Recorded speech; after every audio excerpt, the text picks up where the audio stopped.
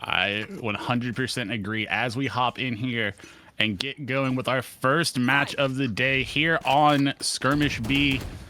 A little bit of jump up potential as Chewy looks to take off the right side, gets one and gets two quick spray downs to kick us off. First point going to Dumb and Dumber. You really weren't lying. These are very quick. I was trying to get my spectate ready the entire time. I was trying to get my spectate. I was alt tab, so I wasn't doing it. I was pressing the button. Like, this should be working, but no. Xerxes again gonna be able to manage to get the 2K. Both headshots in second point as well. Going the way of Dumb and Dumber. Yeah, and as you said, there's only 2 players, but there's a lot of penalty for whiff shots, but there's also a lot of potential for pop-off. Getting that 1v2 clutch is very much a possibility, much more than a 1v5, as we see Xerxes getting 2 yet again, taking Dumb and Dumber up to 3 points. Yeah, and I mean, it's not like it's just been Xerxes. Yes, the past 2 rounds has, but even round 1, Chewy was able to get some shots, and now Xerxes as well. We're trying to finalize this 2v2. Looking to get some damage through the box. Does manage to play theirs. It's a 1v1 now, but just able to read the defense and read the corner. Xerxes catching a 4th. So far, near flawless for Dumb and Dumber. Yeah, and that's the thing with these skirmish matches. You can get early lead, you can get early advantage, getting these shots off, but momentum can change very quickly and out of inspection. But Dumb and Dumber looking to keep their lead going, taking the 5th. Yeah, and they're just going to continue to pile on. As we said earlier, up first to 10.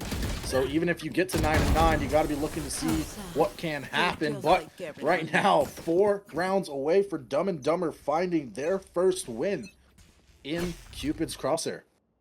Dumb and Dumber keeping their foot pressed firmly on that gas pedal. Wide open, all gas, no brake. Xerxes going all the way into Straw Baby's side, all the way into their spawn, and getting their shots off. Yeah, we were talking about it as well before the stream started, whether or not teams were going to be looking to play quick and take that map control, like you said. And that's exactly what Dumb and Dumber are doing. They're not waiting behind the walls. No, they're running at it full sprint, looking to play through, and it's working. Yeah, full speed, full aggression, really, just taking all of this space. I mean, Chewy's already in their spawn, outside of that spawn wall, and they're just closing in, shorty in hand, but Xerxes able to get Sam before the shorty comes and takes that point as they go to match point. One more round could be it for a flawless victory here in lower round 1, and that's already going to be half of the team, and Xerxes rolling through the wing. Going to be able to snipe it out, a 10-0 win to clean out this first round. Xerxes waking up on the right side of the bed this morning, dropping 16 kills and a quick 10-0. Just incredible. Dumb and Dumber looking really smart here, looking like geniuses out on the field as they just roll through the Straw Babies, who unfortunately will be eliminated after this. What a match. It really was, and I'm gonna be honest, yes, it was one-sided, but I really wanted to think about whether or not running it down straight through the mid, not playing behind the boxes, the things that are there for your protection was going to be dumb, and then doing it twice in a row was going to be even dumber, but somehow they managed to look like geniuses, make me look like the dumber one. Once again, guys, I'm okay with this. We know I'm okay with this, but we are going to be looking to see who's going to be able to match up against them. Obviously, they already lost one, I believe. Dumb and Dumber took their first round loss to Coconuts. So we're going to be seeing just how well, or Cacao Nuts, sorry, seeing how well they were able to face off. And even with that, so much more Valorant left to play. Yeah, and Coconuts is going for a deep run yesterday. One of our favorites coming into the second day. So, they may have just gotten like a hard draw on the draft and ended up going down the lower bracket early, but Cupid's Crosshair, anything can happen when you're paired up with your duo. So I'm expecting to see a good lower bracket run out of one of these teams. Maybe that's them. Maybe it's Dumb and Dumber going all the way to the final. Yeah, I mean, Cinderella stories are always one you want to watch when it comes to these types of brackets, the double elim brackets of Cinderella stories. It's gonna be so far so good. But going into our next game, we're gonna have the Winchesters versus Weirdo Brats. So Pillsbury Dro Boy and Logan, Pedro and Logan as well. And then on Winchesters and then on Weirdo Brats, weirdly, and Reflex. That's going to be a phenomenal matchup just looking at the players in and of themselves. And I'm ready to see that one as well. Yeah, I think this is going to be a great game coming up. Saw some great shots coming out of especially the Winchesters, who had a different name that I dropped earlier yesterday on stream and got yelled at by Pedro. So I'll leave this one as a little, leave it as a little nugget to go check out yesterday's VOD. Also, VODs uploaded to YouTube. Go check that out. But yeah, I think this is gonna be a great game coming up. Weirdo Brats had some good shots, but just seemed to just come out on the wrong side of it yesterday. And that's the thing with these skirmishes. Like, you can have great shots and it can be really close, but not reflect on the scoreboard. You can have a 10-4 where the kills are almost even. It's very easy to flip one side or the other. A lot of these rounds become coin flips. Yeah, and it really does just depend on whether or not you're looking at the right angles. Because at this point, the skirmishes are very similar to my warm-ups when I'm playing my collegiate matches, and I just have my friends run at me and hope I have the best possible aim I possibly can. And I'm realizing that's exactly this. So with that being said, it's going to come down to whether or not the teams will be able to play together. Because I do think you are right on that. The splitting up versus playing together, looking for trades, that's going to have a big impact on a lot of these teams' performances as we go into our next match. Like I said, guys, the Winchesters versus Weirdly Brats. That's going to be our next matchup here, and I'm ready to see whether or not it's going to be a similar story to our first match today. Yeah, and we're heading into my favorite of the 3 skirmish maps, Skirmish C. More jump up potential, more verticality, a lot of angles.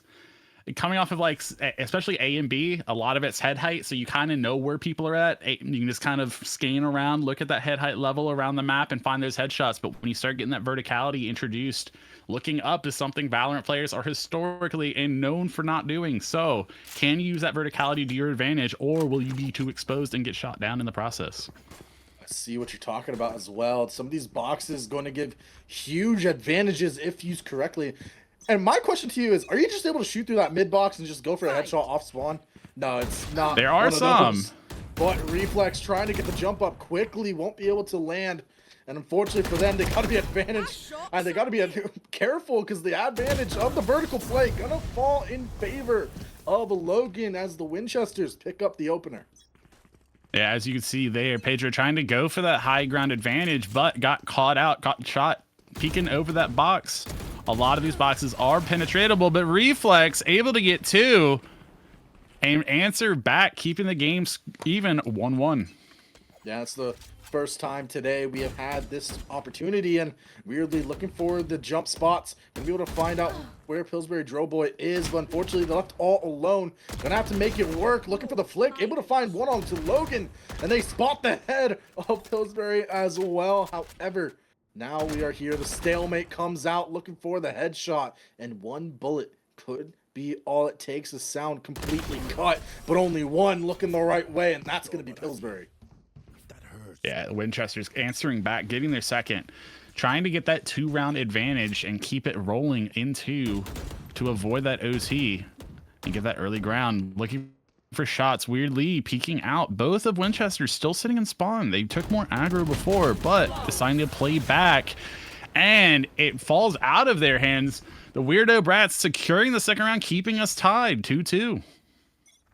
Yeah, and it's going back and forth right now. Weirdly, gonna be looking to do something here, and I do it every single time, guys. I'm never tapped in when I'm trying to spectate the right angle. But right now, the only thing we need to be worried about is whether or not Weirdly Brats are gonna continue what they have started now with another lead, but we could see another tie. Oh, Reflex taking the early spam, finding the head dink onto Pedro through the box, getting the kill, and taking Logan down to 1-shot health level here, while still being completely full. I don't know if they're aware of how chip damage they are, but they get the spray through the box, able to secure the kill. 4-2 to Weirdo Brats, taking the lead. Good gunfight so far as well. Definitely a lot closer than we originally would have thought. But again, these 1v1s at the last second, everything blows up at the very first seconds. And then it's just like silence until the final bell rings. And this time Logan trying to take that vertical play, won't be able to get the right angle onto Weirdly, and Now they're starting to pull away. Weirdly, Bratz starting to figure out what works. Yeah, these skirmishes operating like a set of black cats blowing up, but as soon as it starts, it is over. The Winchesters answering back, getting around to their own, saying we're still in this. Yeah, and just to think about it, if you can escape these skirmishes, just like our observer was showing us, there's a whole world out there that you can relax in, but you got to get rid of this first matchup right now, and Weirdly Bratz trying to continue. Yeah, these rounds so fast. Quick shot off. Pedro able to find the shot on a Weirdly, taking it down to a 1v2, trying to cut through that advantage that the Weirdo Brats have built up already. Reflex finding the headshot on center box. Pedro trying to get the spray back, and Reflex on 14 HP with the 1v2 clutch, extending Weirdo Brat's lead to 7-3. Yeah, we were talking about that vertical play early on, being like, hey, this is going to help you out, hopefully give you an advantage. But right now, it seems like every single time vertical play has been in favor of one team, it's gone the other way. Yeah, this verticality can really flip-flop on you really quickly, depending on who can get that shot off. Pedro answering back, getting the shot on a Weirdly, and trying to cut down that lead that Weirdo Brats have already built up. Yeah, let's see if they can continue 1 or 3 more times. Reflex gonna be the last line for Weirdly Bratz, and fortunately it's in a 1v1 now, but a lot of walking, the noise being given to it, but it doesn't matter as Pedro cannot land the shots, and Reflex gonna cap off an 8th round for Weirdly Bratz. Reflex coming up big here, 13 kills so far, leading the game in kills, looking for some more. Winchester's deciding to go for a double team up, try to get that 2v1, but split up. Pedro trying to take some space. Logan looking for the jump up, but not able to find it quick enough. Pedro dropped. Weirdly on 22 HP, trying to get the sneak around shot onto Logan. Logan hiding back behind the box, peeks out, gets one on Reflex. Weirdly down to 1 shot. Logan with the health advantage. Will they be able to find a shot? And they do. Bullet penetration into Weirdly. 5th round for Winchesters. Yeah, and even when in that 2v1, just the damage that was already done due to the prior conflicts, it did its mark, and it's getting a lot closer now, but Logan not gonna be able to pop that shot. Pedro, though, able to turn it into a 1v1, looking for the vertical, but instead, the perfect flick and good awareness from Pedro will cap off a 6th. Just perfect timing there. Almost got caught out looking in the wrong direction, but like you said, that chip damage can be pivotal here. There are no abilities, there are no heals. Whatever damage you were hit with, you were holding that to the end of the round, as the Weirdo Brats take another round, taking us to match point, 9-6. Yeah, and I misspoke earlier, but you are right. Weirdly gonna be able to try to push forward for the 10th round cap, but 1v1 once again, and Pedro just not able to land the flick, and unfortunately for them, that does mean elimination for the Winchesters, and Weirdly Bratz moving on to the lower round 2. Yeah, you're able to use some of that verticality, get a little more variety into the way you're being able to peek where the engagements take place.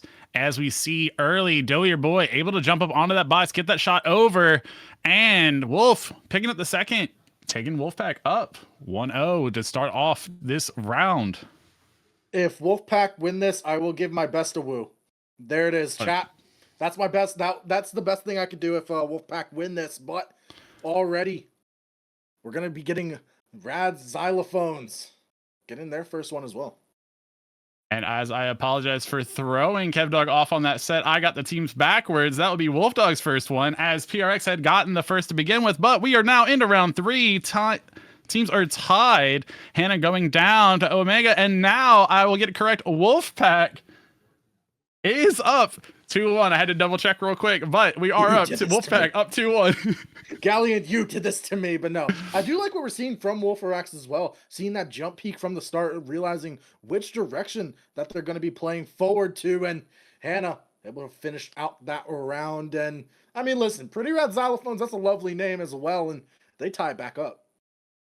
Yeah, playing us a sweet melody, keeping this game even, and keeping us all enthralled. Jump ups going up early as they sneak around, trying to close down that space. Wolfpack circling in on their prey, down to 1, and Wolfpack able to get that. Wolferax taking lead and securing that round 3-2.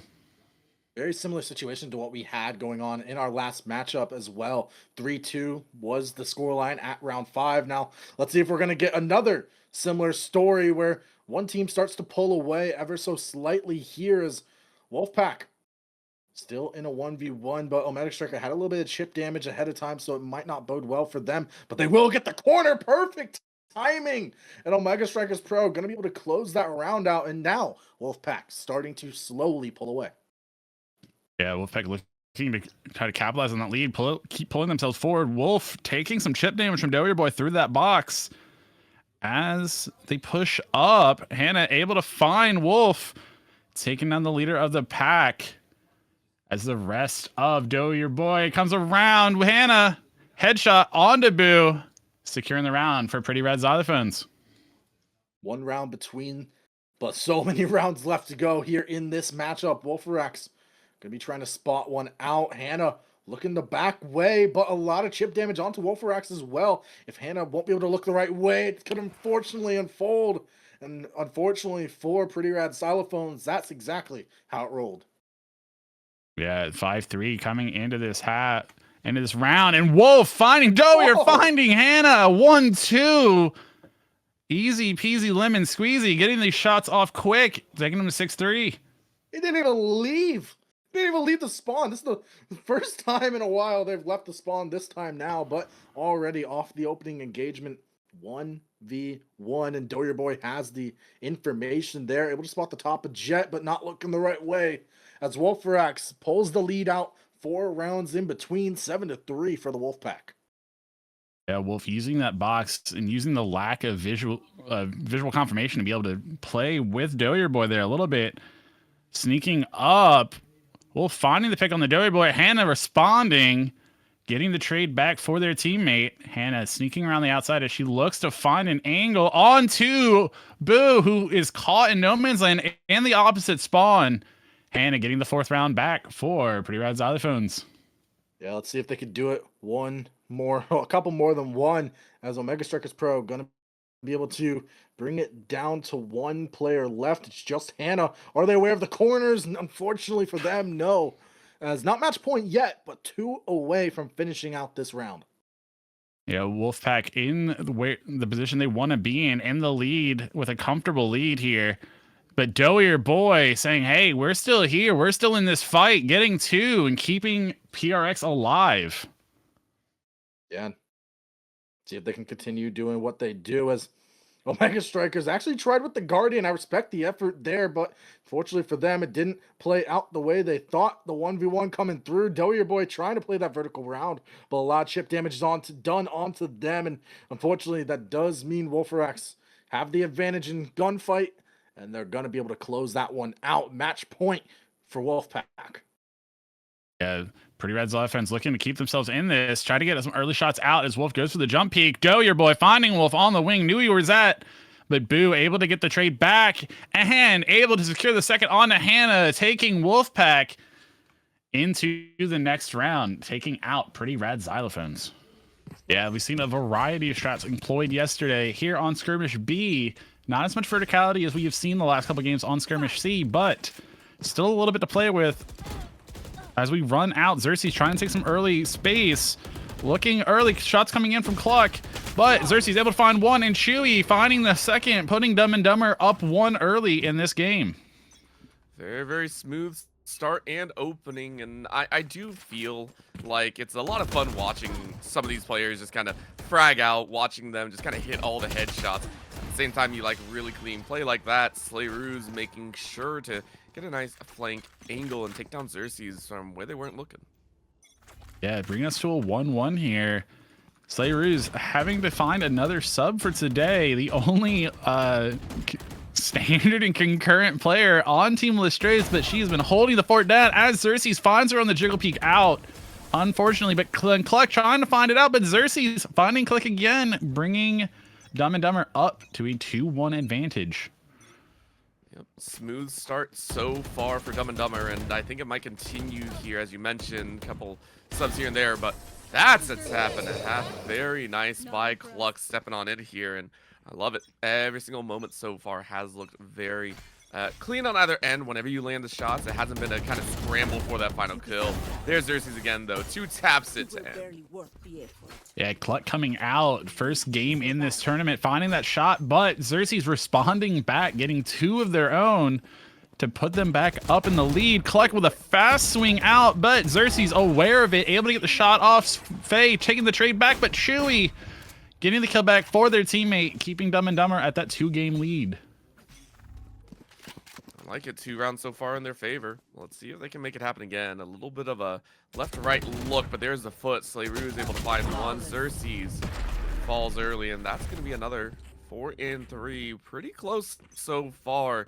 This reminds me a lot of the winners semifinals that we saw. Yeah, these lower bracket runs have been a lot tighter than we saw early on in the upper bracket.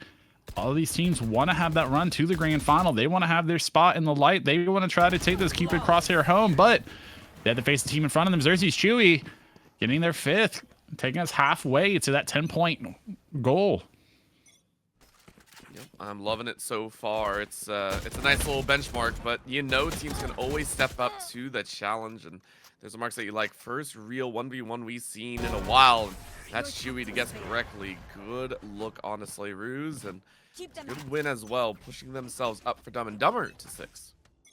Yeah, Dumb and Dumber had that game earlier, so they are warm. I'm starting to wonder maybe if Lestray's getting that bye is kind of having an effect. That said, skirmishes can flip-flop very quickly. Momentum can change in an instant. Cluck able to find Chewy, taking Lestray's into a 2v1 versus Xerxes. Cluck finding the second, keeping Lestray's in it. 4-6. I like it so far.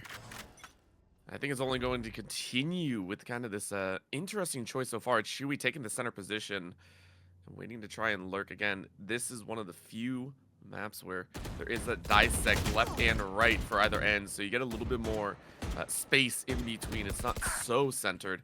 There's Slayroos, who swings around the center side and finds that second mark. Xerxes unable to find it.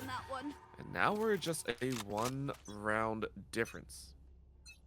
Yeah, bringing us close. Lestray's keeping the fight alive, keeping themselves in this battle, and deciding not to take much space, allowing Dumb and Dumber to take all that space. Xerxes with that space advantage, finding 2, taking it to 7-5.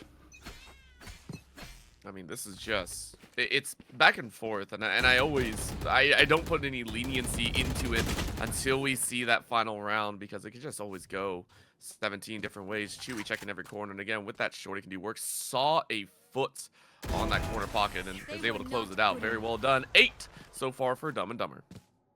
Yeah, Chewy pulling out the phone, checking the notifs, feeling good about it, but Lestray is looking to answer back. Gets that early pick. Cluck finding Xerxes as he runs out. Chewy behind the box, getting sprayed down from 2 different angles. Can't figure out which way to go. Slayroos getting the headshot, taking down Chewy. That's a mark you'd like to see. See if Dumb and Dumber are able to kind of step up here and close out this round. Not it's a long road up, but Chewy, great shot number 1, loses their life, but gives space for Xerxes to try and find the opportunity, and it is. Good push up by Xerxes to kind of center in on Slayroos. One more. Match point. Bringing us to match point. Dumb and Dumber looking to continue their run in the lower bracket. Xerxes coming out, taking space, finds Cluck early, but Cluck gets the shot off first. Chewy responds back on a Cluck, leaving Chewy and Slayroos into the 1v1. Picking up, they're both either side of the box, unaware of each other, but Slayroos with the swing out. Phantom spraying down, gets the shot, takes Chewy down, keeps themselves alive. Very, very well done there. And I mean, again, keep yourself alive for the moment. Cluck with a great swing peek and gets a second. And the Rooster is able to really make its call heard. We're down to a 9-8. It's only going to get tighter here. Xerxes just smelling the blood in the waters. Does not want to go to OT of sorts. Slayroos with a really wide swing as well. And is able to find a mark. Xerxes 1v2. The catches one, almost catches the other. Now we're at 9-9. And we are into OT, sudden death. Whoever wins this round goes on. Loser goes home. Cluck not looking to go up to Roost yet, hoping to stay in this and forge a little more. Xerxes pushed up deep into their spawn. Slayroos caught by Chewy. Cluck bent down, or taken down and chipped down by damage. And Shorty in hand, hoping for the Randa to swing. having a win today, will that earlier game play into their hands, or will On the Run go on a run with their freshness here? I think for Weirdo Brats, I think it's gonna be okay for what feels like the first time, at least here for the tournament. We have our first mirrored comps, Jet and Clove. Not like it makes a big difference, but you can see where they're currently set it at. Reflex on the far end, takes a swing, finds one. Jasmine able to answer back, and in massive clutch up, gets the opening round. That's what you want to see coming in without having a game earlier, getting on the front foot, starting out running. Jasmine looking for more. Reflex taking the peek out, but caught by the double peek by Keo. Weirdly, they know where she's at, looking to reposition. Jasmine sees the tip of her gun, but Weirdly able to dive behind cover, runs out of bullets. Chip damage on both. Jasmine with the reposition finds Weirdly, brings it to 2. I like the shots. Very, very nicely done. 2-0 start. A little bit slower in terms of the action rotation instead of the fast-paced frenzy, but trying to play it a little bit smarter. Reflex, though, says if we're going with the quick stopping power, I got it. Taps out Keo and then slides right in for Jasmine. Smooth stuff for the side of Weirdo Brats. Weirdo Brats trying to get that one back, keep themselves in the fight. Do not let On the Run get into a run. But the double peek out, Weirdly able to find Jasmine. Reflex finding Keo. Weirdo Brats tying it back up 2-2. I like it so far. Once again, competition between everyone here. It feels like. That's a shot, though. Keo peeks around that corner box, leaves poor Weirdly alone. That'll be that finish. Keo with a smooth sailing shot, able to finish it off. Yeah. As they peek out, Weirdly looking for the shots. Keo with the jump shot, but Reflex finding Jasmine. Weirdly finds the peek out. Keo gets the shot over that 3/4 box into the 1v1 Jet v Jet. And Keo finding the shot on the Reflex, getting the second round on the board, trying to keep themselves in it, trying to find their footing and get back running. I think they can do so. Jasmine stepping up and Keo with that secondary. We know that the squad can frag very, very well. It feels like Keo and Jasmine have been at the forefront of that. Whenever the rounds go a little bit faster, Jasmine is always ready with that quick frag number 1. It almost worked, though, as Weirdly takes out Keo, and this time is the big fragger on top. Keeping it close, 5-3. Yeah, as we go into this next round, riding along, see how we can get it going. Weirdly trying to get the peek out, but Jasmine Keo finding synchronized kills on either side of the map. Different angles, playing those different bisecting directions as well as they can, taking that space and not letting them get a foothold. Shots coming in from Jasmine deep. Reflex looking for the shots. Jasmine in the 1v2. Reflex peeking back out. Playing with them. Do Weirdo Brats go for the double peek? They go for a split, and Weirdly finds a shot into Jasmine. Clove v Clove takes Weirdo Brats up 6. I like it. Weirdo Brats, they're trying their best on the run, of course. Still sitting a little bit higher in that standing, but it's 4-6 right now. Jasmine, great shot number 1. Reflex pops on out, but Jasmine says easy findings. Puts them in the center of that transmutation circle, and 3 rounds away from victory. And looking to continue that run forward. 1st to 10 keeps them going in this tournament.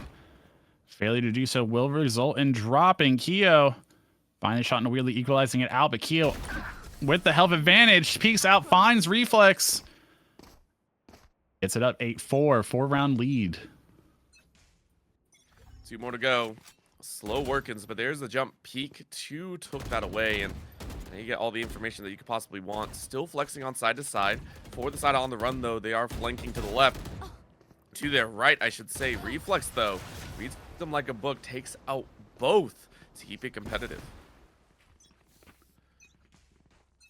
As we ride along a little flyover of the map, we see them run out of spawn. Double swing out left side, catches Jasmine. Keo able to get the trade back. And a Jet v Jet fight yet again. Goes for the jump spot over. Reflex spraying the box, trying to get that chip damage. Goes for the peek out and pulls out the shorty as Keo tries to close down space. Reflex getting the kill. Getting their 6th round on the board. trying to keep themselves in it. I mean, I like it. It's always been competitive, but sometimes that one deke is all you need. Weirdly, with a great shot on Jasmine. Now marking Keo as best as possible. That box doing a lot of work right there. Keo repositioning. Both swinging a little bit to their left, but Keo pops out and recognizes where Weirdly is. Puts them on their 9. Match point. As we head into match point, it is do or die here for the Weirdo Brats. Can they keep themselves alive? Weirdly finding a shot off early. Reflex finding the second. 7-9, keeping themselves in the fight here. But on the run, still on the run with match point. One more to go. Weirdly has a good inkling on where they're at. Good swing out. Jasmine, though, refrags, and that's what you want put into reflex situation. But a 17 HP, a single shot to an arm will take it. And you pop out and reflex. Sees that arm for sure. Getting real close to sudden death once more. 1 round away. Can Weirdo Brats keep the dream alive? Take themselves to OT, into sudden death? Or will on the run put a stop to it? Find their footing. Keo able to take down Weirdly, puts it into 1v2, 1v1. Reflex equals up and secures the round. And we are heading to OT Orbital. I love it. That's all you need. Let's see what they can do. First frag may be the end of it here. Keo hunting. Really big push up from Jasmine, trying to find an angle to work. Keo pops out, sees one on that left. Jasmine swinging right, though. Has a good end there, and that is it. Frag number 1. Can Weirdly clutch up? No, you can't because you're reloading, and that will be on the run to hold it down and move on. I like it. I like it. Listen, you got to have a little fun with it and got to enjoy it. I think I still have to sing some songs in the future with Oshi, so we'll see how that goes. Opening round here, though, it is going to be Rami to get first blood. And Aimsy jumps on high when it comes to this map. So many boxes to cause a little bit of verticality. Yeah, coming in quick. Larry's hitting the ground running. Not looking very lardy as Blue, though, finds the response, catches Aimsy, Squirtbird onto Rami. They said we're here too, keeping it even 1-1. I like it. Heading into this third. I want to see who's really warmed up here. So far it's been even, but I do like when one player kind of steps out for their own. Does feel like Blue might be the one to watch for, but it's only 1 round of many to come. Yeah, Blue looking very active in that one. See multiple gun swaps between, trying to keep shots going down, keep the pressure on. Aimsy finding Squirtbird, not leaving it down to Blue in the 1v1, 1v2, gets both. Finds Rami, gets the 3rd round on the board. I like it. Very, very smooth so far. Blue will try to continue. And again, the winner of this one will go on to face off against the winner of the Masters and Wolfpack. We'll see you right afterwards. But Aimsy, and I don't want to go out like that one, refrags right back and shows their own stuff. Very smooth with it. Yeah, Aimsy keeping it alive as I realize I got the teams backwards yet again. Aimsy and Rami trying to keep themselves in it. Blue looking for the shots off early, but Sticky Melons trying to keep that lead going. 4-2, extending it back out. That's going to be a chance and a half. There's shot number 1, 2, 3, 4. Completely whiffs everywhere, but Squirtbird has her name covered. Rami out of the corner pocket. Says no thank you. But you are kind of identified. So it's Squirtbird just going, I have to jump on you, but that's a beautiful swing. Rami now looking, shorty shot, 1 misses. And a shorty shot back as Squirtbird looks first, fire second, 2 HP for the round 5. Surviving by the hair of their chinny chin. Yori with 2 HP to close that one out as they run into the next one. Keep trying to keep the momentum. Rami trying to get cheeky, run into the spawn, but Blue aware catches them out. Aimsy getting the trade onto Squirtbird, but Blue finding Aimsy, keeping that advantage, 6-2. And I think this is one of the more destructive ends, or at least destructive plays so far from a squad. But Aimsy is not done yet. Frags back, puts them at 3. Sticky Melon's kind of slowed here at that midway point. But of course, with the knife out, they push forward into the left side entry. But puts themselves way out in no man's land. Rami is able to frag out. That leaves poor Squirtbird to try and take it down. 21 HP. Not much more to play with. Very nice job by Aimsy to finish that one off. The round's running quick here. Rami looking to take a lot of space aggressively on these last couple rounds. Blue aware of it as well, taking aggression of their own, launching bullets through boxes, trying to get some sprays off, see if they can get some chip damage. Squirtbird able to get the shot off onto Rami, securing that one out, keeping Sticky Melons in this one, keeping them going. That's what you like to see in tag. AimZ opens up. Far range frag. Squirtbird does the exact same though and tried to look high. Recognizes they're on low. You can hear the footsteps a little bit. Squirtbird waiting, but misses out. AimZ bringing it on a tear back so far. Good rounds maintained. Yeah, Lardy Larry's looking to keep themselves alive in this. And 7-5. Reminder, go first to 10. Takes it. AimZ getting the headshot on the blue through the wall. 6 HP left on blue. Up against a mountain of a challenge as we get to a 6-7 for Lardy Larry's looking to try to keep it going. I like it. Sticky Melons, though, they don't want it to end like this. They had a very good run early. Now it's been really stifled. I like this weight coming out from Lardy Larry's. And we don't have to force it. We just got to play our own game. Rami finishes it off. We are tied. 7-7, keeping it interesting. You definitely see the pace change here. The aggression from early has calmed down to take a lot more of a calm, measured approach. Calculated peek out from blue, finds AimZ, and Yori coming out from the side catches Rami and gets the kill down, putting the Sticky Melons back up 8-7. Shots. There it is, AimZ with an opening frag. Says we come this close, we're not going to let you get away with it. Squirtbird swings out right. Here's footsteps left. It might be able to get two, but oh, got tagged in the body. And AimZ finishes through that box. 8-8. This is a chance for Lardy Larry's to get a pass and take the lead. The Lardy Larry's have been fighting from behind most of this match, looking to try to capitalize on this good run of form. Later on, they found their footing, and can they keep it going? Yori looking around the outside in the 1v2, finds Rami, and AimZ able to get the shot back off. Lardy Larry's taking the lead as we go into match point 9-8. Squirtbird doesn't want to go out like this. Says please for Sticky Melons. Rami shutting down some dreams. Squirtbird gets the frag. It's around the corner. You see the gun barrel. 7 bullets in there. Shorty is out. Up 1, up 2, and there it is! Squirtbird forces us to our 3rd OT in a row. Sudden death. 3 OTs. This bottom bracket run has been a full-out slaughter knocker. Rounds back and forth, fights going every which way. Rami finding the first shot on the blue. Yori responding with the shot on the AimZ in the 1v1 to continue the dream, keep the dream alive. Rami with the peek out, but Yori sees the barrel. I think when it comes down to it, even if you are just hanging out here, we appreciate you. Every donation goes towards a good cause. So again, thank you to everyone who has donated, who's offered their time to not only watch these matches, but also play in it as well. We got the Wolfpack versus Matsters.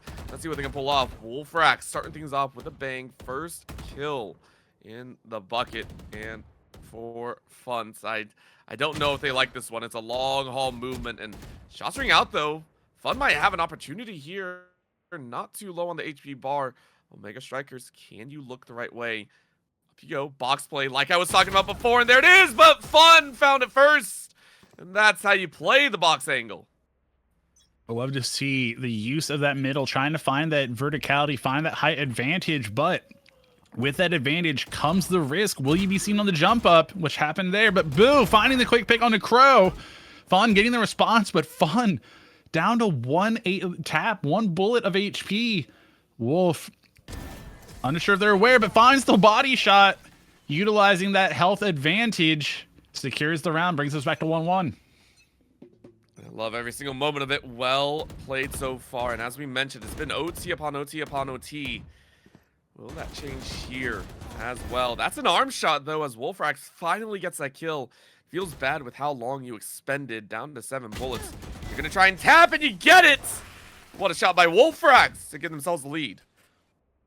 They're dropping it down to 7 bullets. Not a lot of room to work with, but able to secure that shot in the end. Wolf going for the quick jump up peek. Sees Crow go for that as well. Boo finds Fun. And Wolf, with that knowledge on Crow, able to catch the peek out, securing the 3rd round for Team Wolfpack. I mean, that is, once again, there is almost a flow state to this, and that's one way to do it, closing out Funsagari and Crow. There is a point where this rock, paper, scissors starts to get really hazardous, and you feel like the opponent is just starting to read you a bit more. That jump, though, gave so much info, both leaning mid-right. So Wolfrax is going to try and play it, but Omega pushed a little bit too early, and now Wolfrax is tucked in this corner. Well spotted out. There's shot number 1. Misses. Wolfrax, though, beautiful shot, and looks right. Sees a body. Taps on the shoulder. Some more, and that'll be the finish. Wolfrax plays that one nice and easy. These skirmishes definitely have some momentum, and it might not be econ to fuel that momentum, but you can tell the players get into a flow state, they get into that momentum, and Wolfpack are on that right now. Fun looking to stop that momentum, though, finds Boo early, and they know where Wolf is. Spray's coming in, but Wolf biding their time, finds Crow as they try to clear that space moving forward. Down to the 1v1. Wolf trying to take that space. Both players moving up, taking space into each other's halves. But Wolf, will they find the timing on Fun? Oh. Finds the shot on a pixel angle as they rotate to each other's spawn. 6-1 Wolfpack. I didn't think that was actually going to happen, but well played overall. Very, very neat. Now you put yourself in the 5 round, but remember, this is almost the dastardly number in there. This is where a lot of the teams have slowly started to crawl back, and it seems like it might happen for the Matsters just as well. Yeah, that 5-1 feeling a lot like the 9-3 curse in regular best first to 13s. Players getting that big advantage and starting to feel a little more lax, letting those fundamentals slide. Boo with the stinger pull out, pushing deep into spawn, but the shorty comes out, finds Crow, keeping the gas pedal pressed. 7-2 for Wolfpack. 7-2. Omega Strikers trying to play this front-loaded game, and it's not going to work this time around. So Wolfrax was taken out very, very early on. Well played. Matsters keeping it close, but close is not close enough when you're still down quite a few. Let's see if they can make it work. Funsagari sees them peek around the corner, but Crow still gets first. And they look, Wolfrax spotted out behind the box, and the arm was sticking out. I don't know if Crow knew that. Now Wolfrax back into their signature 1v1. Untouched, but Funsagari, what a headshot! 9 HP and a dream.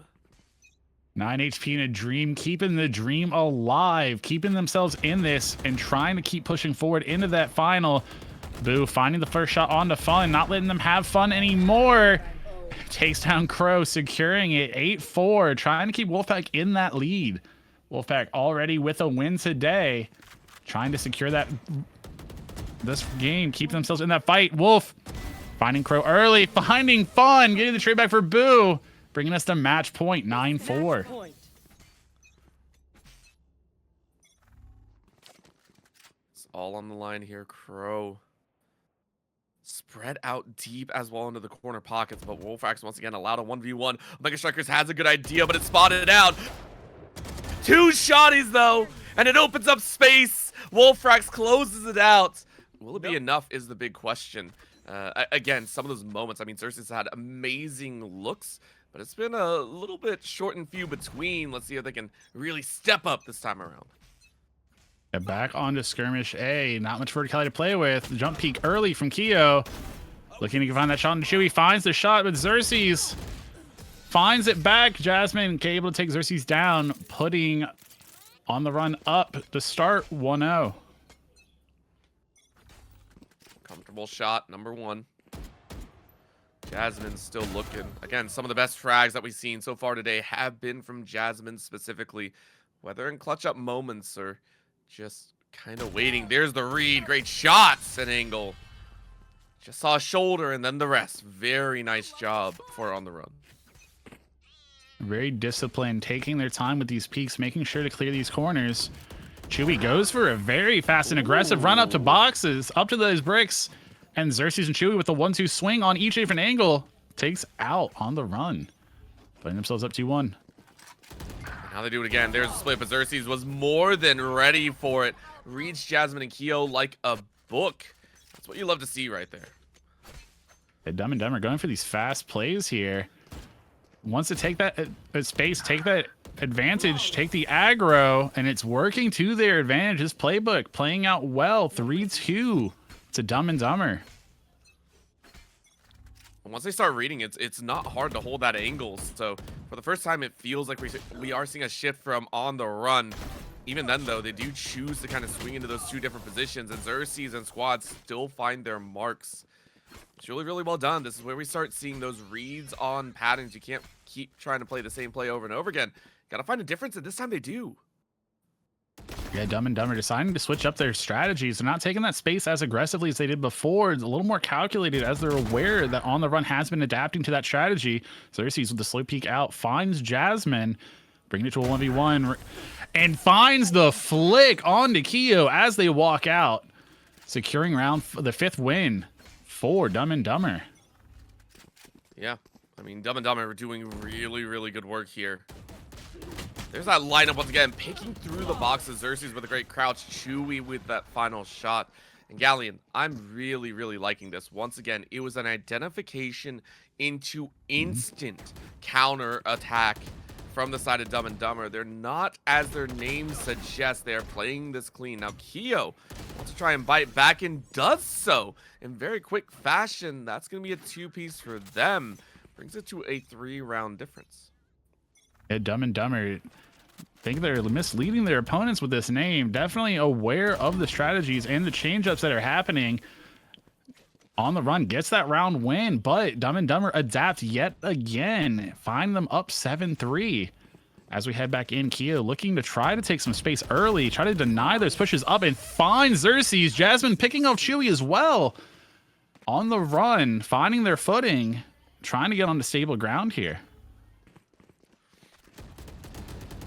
They can do it. Jasmine, great first, and now you get to hunt poor Chewy. Will be chewed up and spit out by Keo. Jumping Domer to make it a flawless. Good stuff by On the Run to start bringing themselves back. Let's see if they can take this next one as well. Keo with the slow walk forward. Jasmine looking to the left. Not able to land a shot, but gets a lot of information. Keo still playing very, very far forward, and there's that frag and 2 at the end. Yeah, Keo able to keep it going here, bringing us to a 6-7 scoreline yet again. These games being tight all the way through. Outside of one game so far, going to OT. Keo trying to take that space. Jasmine finding 2. Keeping them alive, 7-7 as we come in yet again On the Run, finding their footing, trying to keep it alive. Not let Dumb and Dumber run away from this. Jasmine with the quick peek out. Xerxes finds the flick over, but Keo gets the trade back. 1v1, they know where each other at. Sees the bolts coming from Chewy. Keo with the shorty in hand, goes to the jump peek, closes the space before Chewy can get their own shorty going. And On the Run, taking the lead for the first time this half, or first time this round. Yeah, I really do like the fact that, again, this has been far more aggressive than we've seen before. Jasmine and Keo now swapped it back up after being so aggressive before, and they're taking a storming lead now as they sit at 9. Galleon, this is On the Run, running away with what feels like this round, but Xerxes still has something to say. 1 more to go, and that's what you need. They put themselves at 8 and are looking to push this to OT. I think we might have another OT on our hands. Orbital, if Xerxes and Dumb and Dumber have anything to say about it, but On the Run, looking to keep that footing going. Jasmine with the early pick, and Keo shutting down the comeback from Dumb and Dumber. Who doesn't like a good comfort pick? Hearing your favorite agent's voice lines, or occasionally going for a little bit of trickery here, trying to pick some agents that blend in a little better with the map. Omega Strikers Pro early with the jump peek over, finds the shot onto Boo in spawn, leaving Blue in the 1v2. Wolf hunting them down from the left side, finds Blue, gives the Wolfpack an early lead. A little bit of lag in there, feels bad, but that's just how the cookie crumbles. Always hurts to see, but that's a shot. Squirtbird, what lag, bro? What lag is there? What you talking about over there? Squirtbird feeling lag in the first round, but answering back with a 2-piece in the second. Lag seems to have faded away. Wolf able to get the spray, though, finds the duoed up Sticky Melons in the 2v1 and gets the spray down, bringing it up to a 2 6-1 round lead as we ride along again with Scorpert as we ride up. Boo trying to take that jump up advantage on the side. Fights coming in, but the advantage is going to Wolfpack, taking that high ground early. 3-1. I like it. Good shots on high, and now we gotta wait and see if there's gonna be a little bit more. Omega Strikers looks towards the mid, but Squirtbird sung out far. Blue is able to find one, but Omega Strikers now going down. Blue with a great hold up. Keeps it close heading in after round 5. Yeah, heading into 6, 3-2. This has been a close game so far. Looking to keep it that way. If they can, Squirbert trying to keep it alive. Wolfrax on 1 HP. Omega Strikers as well low, but Boo able to find this shot on Yuri and give the Wolfpack the 2-round lead. Omega Strikers just waiting. There it is. Great shots at the end. Solid play. And for Blue, you're kind of stuck in this position where Wolfrax just kind of cleans you up. Solid play so far as Wolfpack looking better and better. Yeah, Wolfpack operating as a pack, hunting down the other team here. But Scorbert, Blue trying to answer back. Scorbert finds the pick onto Boo. And finds the second on the Wolfrax. 5-3. Wants to keep it close. Trying to keep it going. Keep the dream alive. I think it's only going to continue, of course, but how hard are you going to play? Scorbert was ready, and Blue, same as always. There's that look. And again, just identifying where the opponent is going to be and giving that information. Let's see if this hop comes through once more. There it is. Double hop. Blue spotted on the left side. Omega Striker once again forcing a 1v1 situation. And actually takes it for 2. Well played. Yeah, both teams looking to hit that early jump up, but deciding to go against actually jumping up, just hitting the jump peak instead. I think using a little bit of that previous rounds, letting it conditioning set in. Blue going for a different peak there, hits the jump up peak, but then jumps up secretly, using the box to cover and hide their up, just like Wolfrax is repeating on the other side. But Blue aware, finds the shot. Scorbert looking for a round, finds Boo. Brings us tied, 6-6. I like it. Will it continue, though? This kind of errant run. Good shot, Squirtbert. Solid shot number 1, and now they got Wolfrax kind of locked down in that back position. Blue with the misdirect, and Squirtbert finishes it off. There's that push up as they take the lead. Yeah, both teams adapting here. Not many going for that center control, though. Electing to keep back, but Blue changing up the script, pushing up low, but Wolf sees the tip of the gun, tries to get some sprays off. Blue ducks back, knows where he's at, gets a spray off. Shorty coming in from Scorbert, able to take down Wolf, giving Sticky Melons the lead, 8-6. What lag are you talking about, my friend? Okay, maybe there was some lag there. Omega Striker is able to find first. Squirtbert looking for the next, and that's going to be a back-to-back piece. Wolfrax expected that spawn camp. And it will be a good push. Wolfrax and the Wolfpack looking to get a lead once more. Yeah, Wolfpack having lost that lead, looking to bring it back. Meanwhile, Sticky Melon's trying to extend out. Boo taking a very aggressive hold here with a judge, switching it up from the Vandal meta. Blue on the side, trying to find some info here. Wolf picks out, finds Squirtbert, but the double swing comes out. Wolf finds one. Can't find the second, but Omega Strikers Pro in crouch in the bushes with that judge, sneaks out and gets the kill. I mean, that's the best way to do it. 8-8. Who's going to find that first look again? Omega Strikers looking for that force 1v1, but it's a judge play, so you got to get a little bit closer. I don't know if you like that one because Blue has your number. Great shot. And once you know Omega Striker is out, all you have to do is choose a corner and you find it. Wolfrax goes down. This is the chance. Sticky Melons need one more. All right, it might just be me as we go into this match point. Blue finding the early shot onto Boo. Omega Strikers Pro going down. Wolfrax in the 1v2 to keep the dream alive. Chip damage down 80, but nice. Blue taking that high ground in the middle, using that height advantage, gets a shot of her box, takes down Wolf. Sticky Melons continuing on, knocking out Wolfpack 10-8. Being able to help with your teammate is going to come up massive here as we get started. Coming in on the first round, Come along with Keo, finding the peek out. Spider takes the early shot. Jasmine finds Small Banana, leaving Spider in the 1v2. Spider finds Jasmine. Keo jumps forward, uses that sound to try to bait Spider. Spider finds a head dink through the box, decides to push him with the shorty, and enough damage was done. Spider securing the first round for their team. Solid play. Really, really solid start here for Keo and Jasmine. It's all about trying to find that mark back, but Spider steps on up and Small Banana takes advantage of that miscue. Keo and Jasmine fall yet again, and it really does feel like bonkers. The team that had a bye all the way through the earlier stages of the lower bracket are right in form. Yeah, they've definitely found their footing early Four, here, okay. but Keo, Jasmine answering back. They said we were on a run earlier. We will still be on that run, stopping that momentum that Bonkers Colon 3 found early. Jasmine looking to keep that running. Spider taking some early space, trying to hold those crosses. Finds Jasmine on the peek out, gets the spray through, chip damage on the box, and the kill. Jess tries to get the shot onto Keo, but Keo locking it down chamber style, finds the 2K and brings us back to 2-2. I think they were going for the knife is why they both ran up on the box. And, you know, I respect it at the end of the day.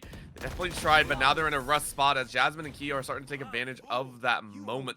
For Bonkers, they're starting to fall a little bit to the wayside as the weight of on the run kind of bowls past them. Yeah, as we said, knife kills. Get $5 donos out of both me and Kate. $10 per knife. So we appreciate any knife tries, but Jasmine catches Spider trying to get cheeky with that shorty run up. Gets the 1, gets the 2, and keeps the lead good, healthy, 4-2 up. Small Banana with a quick little visual glitch. Gun upside down, but right side up again. But Keo finding those shots yet again, locking it down, 5-2 up. Only imagine this is going to be a spot and a half. That's a snap. Keo. Some damage eaten onto them, down to 63 HP. Now you can just kind of bleed them through. Very nicely done. Bonkers waiting for a moment, but Jasmine wanted to make their mark, and they do it again. What did I say? Jasmine clutching up for the team. On the run, finding their footing after those first 2 rounds and running away with it right now. Can Bonkers Colon 3, who had those buys, find their positioning? But no, Jasmine finding 2. Saying, I saw your shots earlier, Keo, but it is my turn. Keeping the kills even between the teammates, 7-2 up. Spider trying to find some footing, see if they can get their grip, but Jasmine just on a tear yet again, finds the 2-piece, bringing us to 8-2. Man, I was so excited. We talked about the fact that, you know, Small Banana and Spider were doing so well early stages, but Jasmine has really kept up with that mark. Good crouch, though, by Spider. Feeling a little bit icky like that insect, and cleans house in that round, but they got a long road ahead of them. Spider creepy crawling around, finding those shots. Bonkers not looking to go down without a fight here. Jasmine getting the peek out, catches a little bit onto Spider. Spider down to 1 HP. Small Banana finding the shot off, getting it onto Jasmine, and Spider swinging out. No health, it doesn't matter. Takes down Chamber, brings us back to 8-4. And I love the scrappy nature that we're seeing here. It feels that's the shot that you wanted, but Jasmine draws attention. Well done, and that's the jump. Easy space given, but Small Banana can't turn fast enough. It was a gamble. It feels like Bonkers played a little bit more messy, and now it's on the run to take one more.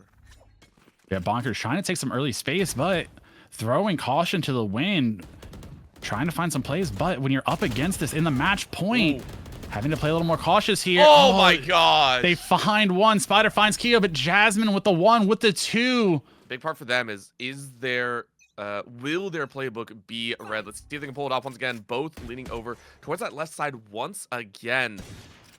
Good shots ringing out, but Blue not drawing any attention. Good jump peek, but not going to have any purchase here.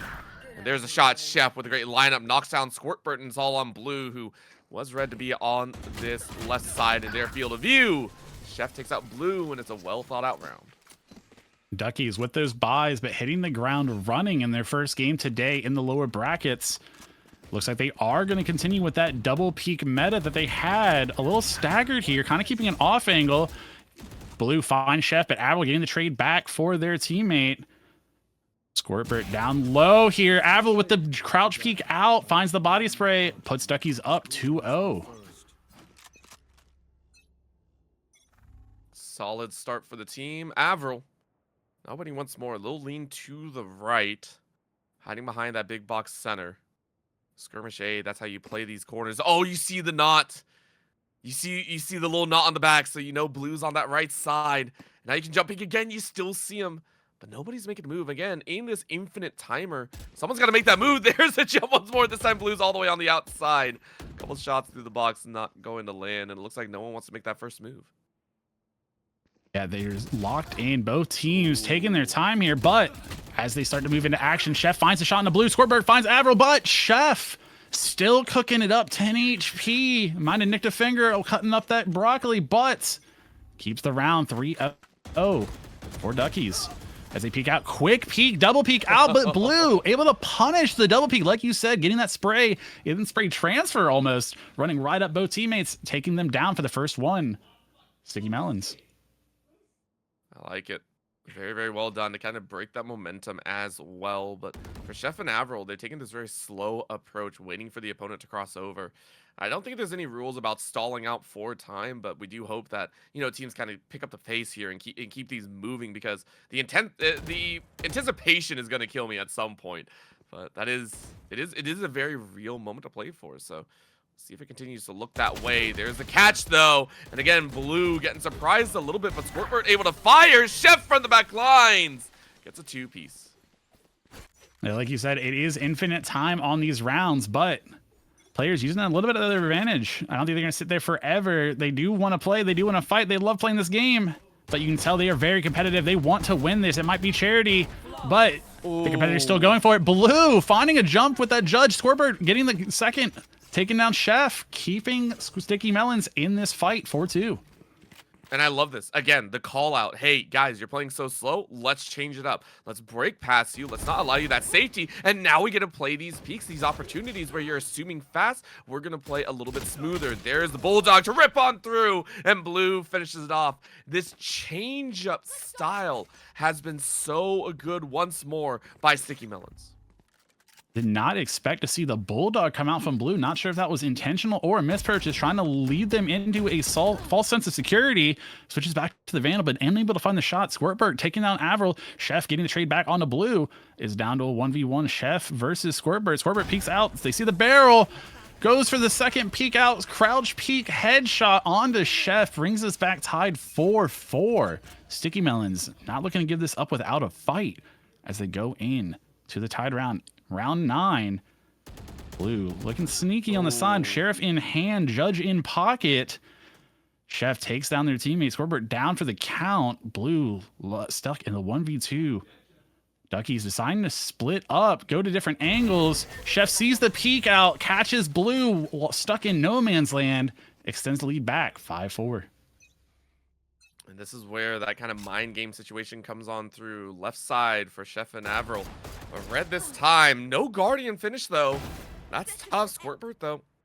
This isn't kind. Refag on either end. Chef looking. There's that finish. The climb continues for Chef and Avril. Yeah, Chef and Avril finding their footing yet again. Sticky Melons able to get back up to tie, but Duckies extending that lead back out, looking to keep that going, keep flying high. Blue sprayed through the box by Chef, but catches Avril on the flip side, and then hits Chef with a quick peek out, 49 HP, but able to secure the round win for Duckies.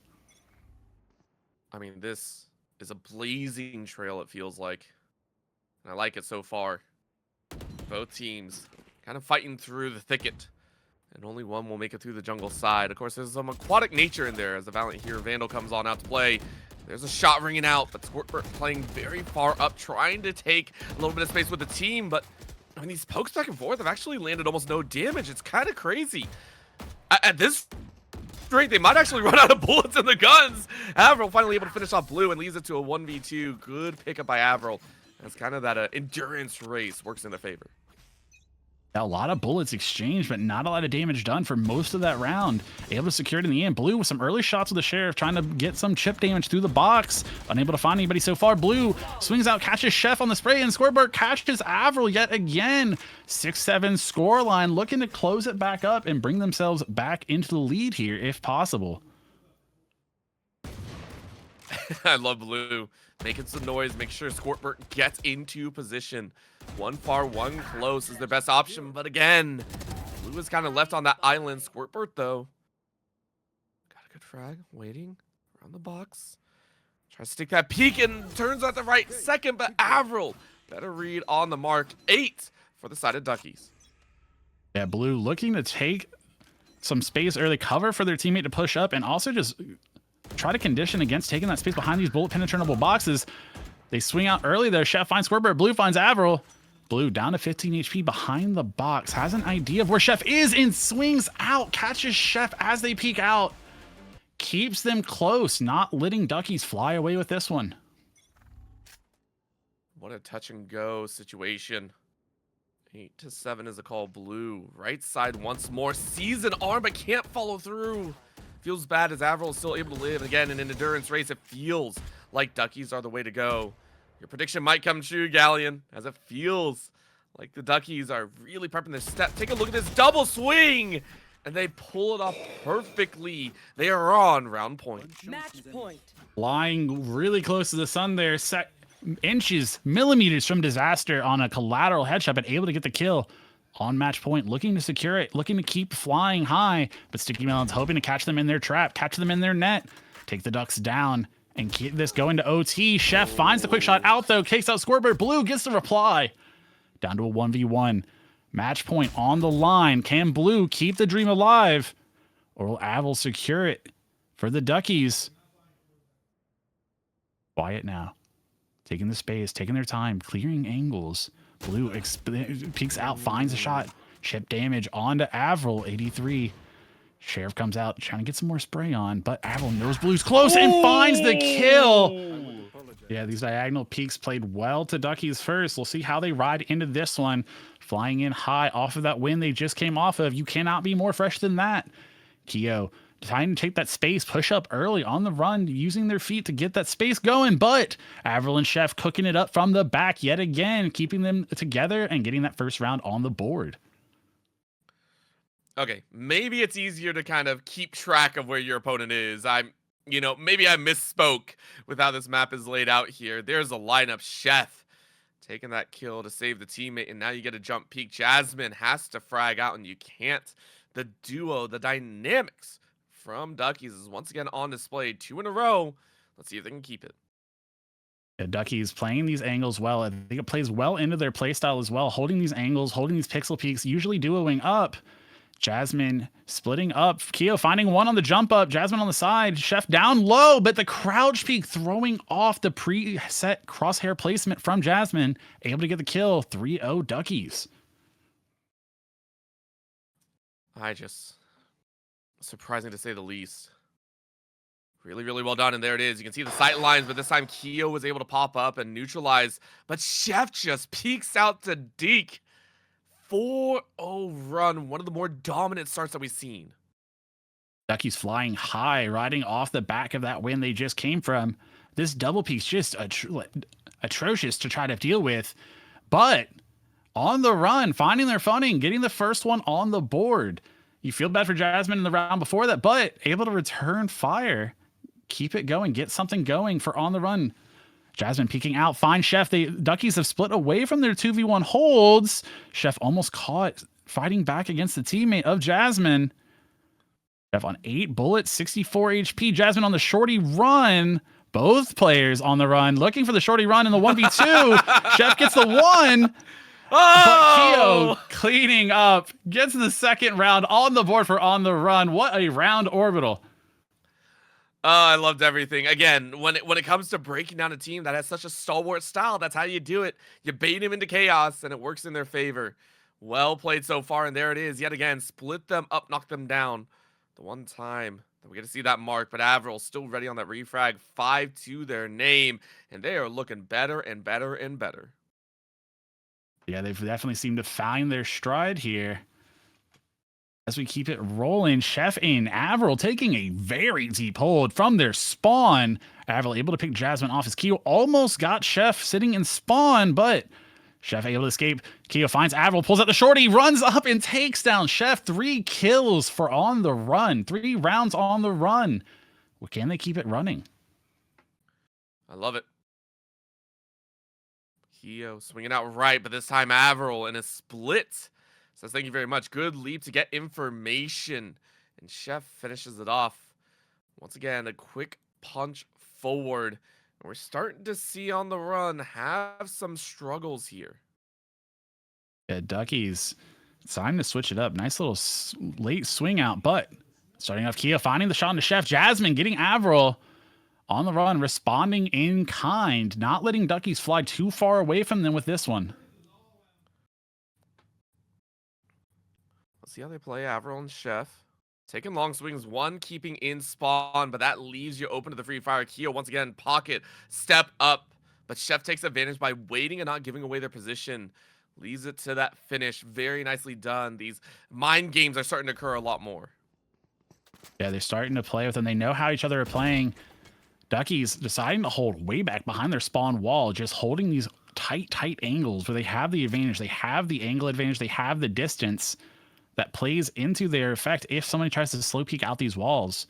But on the run, taking that aggro, taking advantage and trying to close space down. Jasmine on the jump up gets caught by Avril, but Keo able to find Avril. Chef with the late swing out, gets the trade back. 8-4 Duckies. I never would have guessed a spawn camp at the start has actually worked in their favor twice now. Avril able to mark back. And not giving information, is able to back away and now swing right. Chamber v chamber action. And look at this again, hauling back, making sure that it's going to be a clean line of sight for yourselves. The right corner is yet again that mark. There they go. It spotted Avril. Has to hop down, but they're low HP. Gun barrel might be overhanging a bit. But look at the slow walk. No, Keo. No, not like this. Oh, I want to go for the knife, but that's the mark. Beautiful shot. A nice shot there from Keo. Disciplined, walking up, not giving away any advantage. Avril locked onto that angle, expecting the walk around from the left side, but does not come. Comes from behind them unexpectedly. Jasmine hits a quick jump peek, sees the head of one of the Duckies from the back. They know in their back, Chef gets caught out, and they know the other one was there. They hold that box, but Avril has managed to sneak away behind the boxes, finds the peek up from Jasmine, gets another one equalized. Chamber v chamber. As they peek up, Keo thinks they're still on the other side, but Avril is swapped back. Brings us Duckies to 9 to match point. Can they close out this first round in this best of 3? I think they can. They're so close to it. A 10-5 would be a solid number to have. They're going to look for a little bit more. There's a shot through the box. Avril, great snipe one. Jasmine, though, a chance, but Avril saw the box. Yeah, skirmish map C, a lot more open, a lot harder to hold those 2v1 sight lines, especially with that verticality allowing peaks over boxes. We'll see as they roll in here, riding along with Jasmine. Finds sees the jump up from Chef, but Chef able to get the shot. Chef gets a shot on Jasmine. Keo gets the trade back to Avril. They swing out, and Keo secures the first round for On the Run, looking to start out Skirmish Map C with a lead. 1-0. It was a big difference as well. A little bit of a shift from Chef and Avril's style. But there's that patented double swing. 2 to the right. Pick off Jasmine. And now they look for one more. Keo spotted. Right side flank to their left. Now the eyes are out. One mid, one low. And now they crossfire. Chef, great shot. Ties it up 1-1. Yeah, utilizing those 2v1 picks and not afraid to use one of their players almost like a Sova drone, face droning to figure out where the other player is while the second teammate gets ready to pop out from behind. But Keo looking to stop that shenanigans, take Chef out early on the middle jump up, looking to take down Avril. Avril looking for the teammate, but Keo swings out, catches Avril off guard, and secures a second round win for On the Run, looking to continue and try to push this lead, take us to map 3 if possible.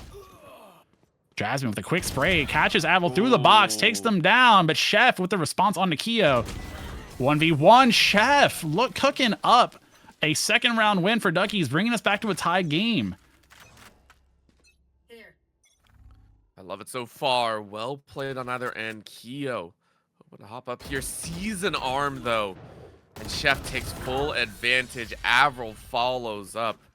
They might have been tied up, but they will not relinquish the lead. Both teams fighting tooth and nail for rounds in this one. The early peek from Avril with the Guardian. Finds one, finds two. Insane headshots coming out from Avril. Ducky looking to continue their flight here. Flying high. But Jasmine finds Avril on the head peak just like they did the round before. Chef gets the response onto Jasmine into the 1v1. Chef versus Keo. We've seen this fight before. Chef down to 1 tap, 1 HP behind that box. Keo unaware, thinks they walked over to the left side, but jumps up, checks right, and finds the headshot onto Chef. 3-4 on the run, keeping close on Ducky's tail. It's only going to continue here. Not even halfway through. Shot rings out, though, as Chef wins that 1v1. Avril does the same. Solid play here as Duckies maintain and continue. 5 so far, halfway to that 10. Ducky's flying high in this one. And returning back to their 2v1 hold. The high-low crouch setup finds Keo off guard. Chef. Jasmine knows they're in the corner. Tries to find one, but that double swing ends up catching them out again. 6-3. Chef and Avril. Far right swing. Slow play. Good eyes by Avril. Saw a peek from Keo. Jasmine able to answer back, but you don't know where Avril is. And Avril with a great hold here behind the boxes and but you shoot first and miss. So Jasmine gets the frag out, keeps it at a 2-round difference. Yeah, that miss with that Guardian is very punishing. Sure, it's got high bullet penetration, but that loss of full auto ability plays out against them in that one. Keo also finding Avril again in that one. The 1v2, Chef trying to hold it down, but Keo finding the shot. 5-6 for on the run. Let's come this close. Again, for on the run, they do not want to leave like this. They want to get to that round 3, but it ain't gonna happen. Chef, Avril, making sure to stay ahead. They want to close this one out nicely, 2-0. Yeah, that's the dream, right? In the best of 3, just take the 2 rounds and call it a day. Avoid that 3rd map. But on the run, wanting to go, wanting to take them there. They said 6-7 and a sheesh as they keep it rolling, trying to take us to map 3. I think they're starting to get a good handle here. Yep, there's the box hop. Sees eyes, but they can't frag out. Keo, though, makes it a 1v1. Both high on ground, but Avril situates better in the Guardian. Rips through the body. And this 1-to-1 pace is not what on the run wants. They need a two in a row. Yeah, they need to find some foot ground and find it fast, or Duckies will pull themselves on a match point here. Avril finding that shot. Chef getting Keo. Jasmine getting Chef back, but Avril replying, taking Duckies to match point and series point. If Duckies can confirm this, they will send themselves forward. Holding from spawn, Avril gets the first shot off. Jasmine trades on to Avril. Jasmine replies, keeps on the run alive in this tourney. I mean, again, it comes down to the one that we've watched multiple times frag out, and it is wild. Avril misses the opening shots, though, and this might be the nail in the coffin. Avril, though, answers back, but there's the frags. Jasmine is still alive, and you know this means it's anyone's round. Jasmine hunkered down in the corner, waiting. 87, Shorty pops out, has to swap out. Chef's still alive, and now you look, and Chef finishes off. That is 2-0 as Duckies will move on to the lower bracket finals. Nice flyby, thanks to our lovely observer side, and we get to see a lot more fun. There we go. We're into round number 1. I spotted out Brandon and Raymond off to their flanks. Outer lanes being picked on here, and neither really comfortable being out. Raymond knocks them both down. Bye-bye, Skyline and Brandon. Yeah, Raymond hitting the ground, running Coconuts, finding that first round. Looking good as both these teams have been sitting in the wings waiting to play. They have not played today. Simi, seeing what their teammate did and said, hey, let me get my 2, gets the second round for Coconuts. I like it so far, and again, we've seen some very fly starts at the beginning, but we've always seen teams also bounce back. Feels more like a momentum game than anything else. And these stray errant blows, these stray 1v1s always lead to a different story. Well done by Brandon to bring it back in favor. Yeah, SLH getting their first on the board. They're not letting Coconuts run away with this. Raymond taking some early space, though, looking to shut down SLH, being able to push forward. Brandon shutting Raymond down. They know where Simi's at. Simi stuck behind the box, but able to reposition slightly. Caught through the box by Brandon. What a spray. bringing us back tied. SLH not letting Coconuts run away with this. I like this play up to the center as well, putting Simi in a really good spot to try and frag out, but Brandon, because Simi wasn't able to close out, leaves themselves alone. Raymond, though, able to frag back, spots out where Brandon is, but now it's a play of danger. Reload on hand. Oh, good peek. Draws Brandon out into the open. Now you just wait Brandon, 53 HP, and there's a look to the side, but Brandon hits the dome instead of the shoulder. Raymond goes down. Well played by SLH. I believe that's 3 in a row for SLH. After dropping 2 early to Coconuts, they seem to have found their form here. Coconuts looking to reply back, though. Brandon gets Semi early. Skylight cancels Raymond. That's 4 straight for SLH. What a recovery. Solid play there. And a very quick turnaround as well. Skylet more than willing to kind of wait their own, but Simi, great taps there. Forces Brandon into the corner after Skylet goes down, and now you're open, but Brandon behind that box pinches Simi into the corner. Pops up, gets eyes, shoots to the side just to recover. Is now going to keep Raymond on the swing peak, but Coconuts able to clutch up there and keep it within 1. They're responding after dropping 4 in a straight. They seem to have found their footing again. Skylet taking that center space, but shoulder peek out. Raymond catches it. Simi finds Brandon. And Coconuts seem to have found their footing again, bringing us back to 4-4. All right. Listen, when it comes down to these games, it all feels like, you know, you don't have to worry about the early rounds. You said it earlier, Galleon. It's all about that final round.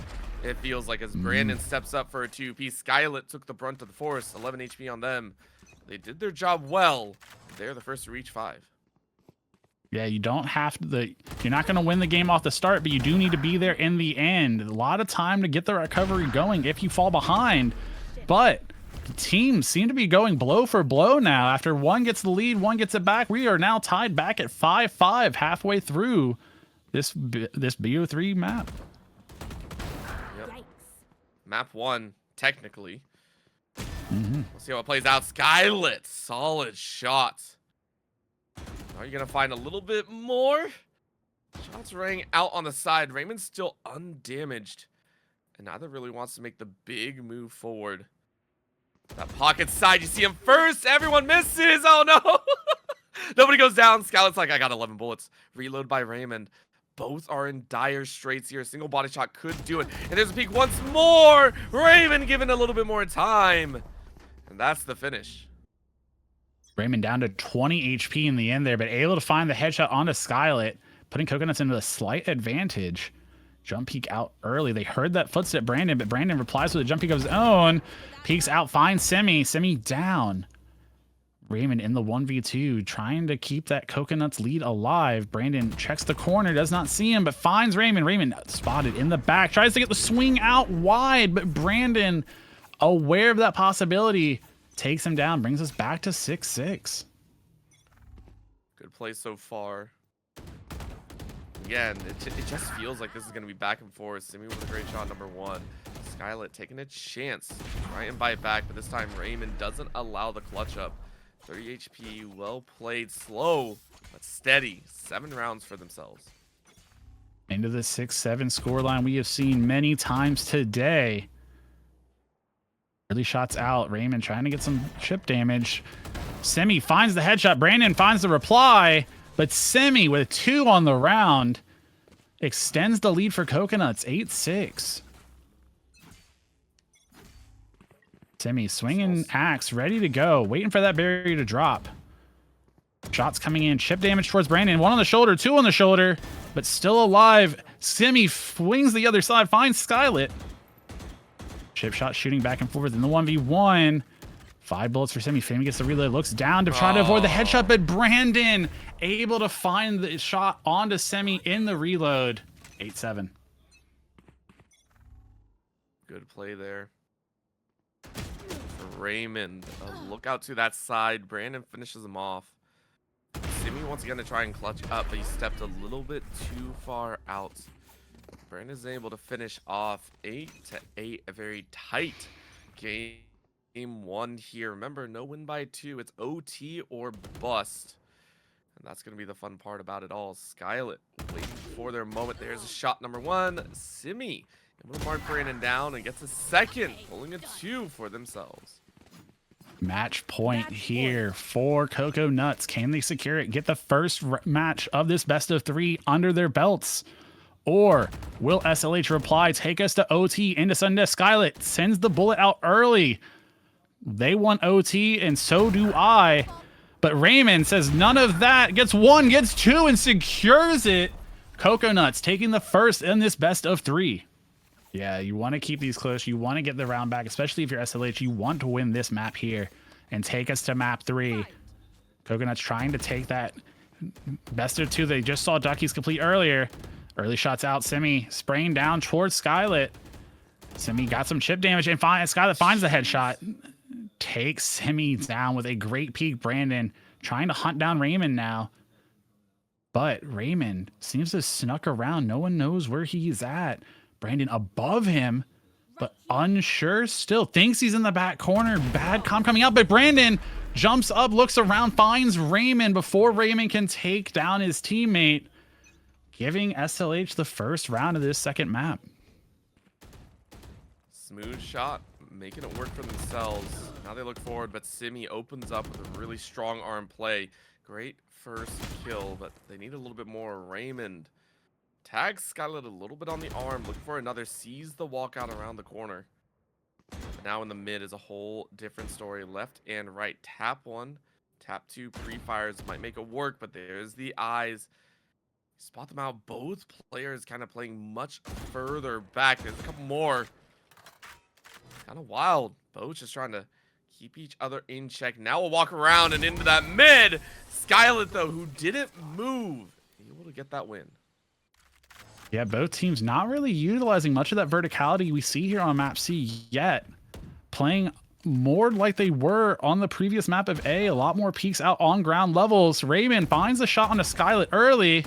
Brandon tries to get the reply, but unable to find so. Simi using that jump up on the side, gets the height advantage and gets the pick onto Brandon. Cocoa Nuts getting their first of this map too. Took a little bit of time, but they for sure know how to bounce back.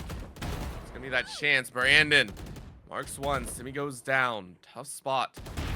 Another shot rings out as Brandon really on point now. 3-1 in the openers. I can only expect to see more. Utilizing this jump up a little more as we work our way and getting more comfortable onto map C. Chip damage onto Skyllet early. Headshot from Raymond taking them out.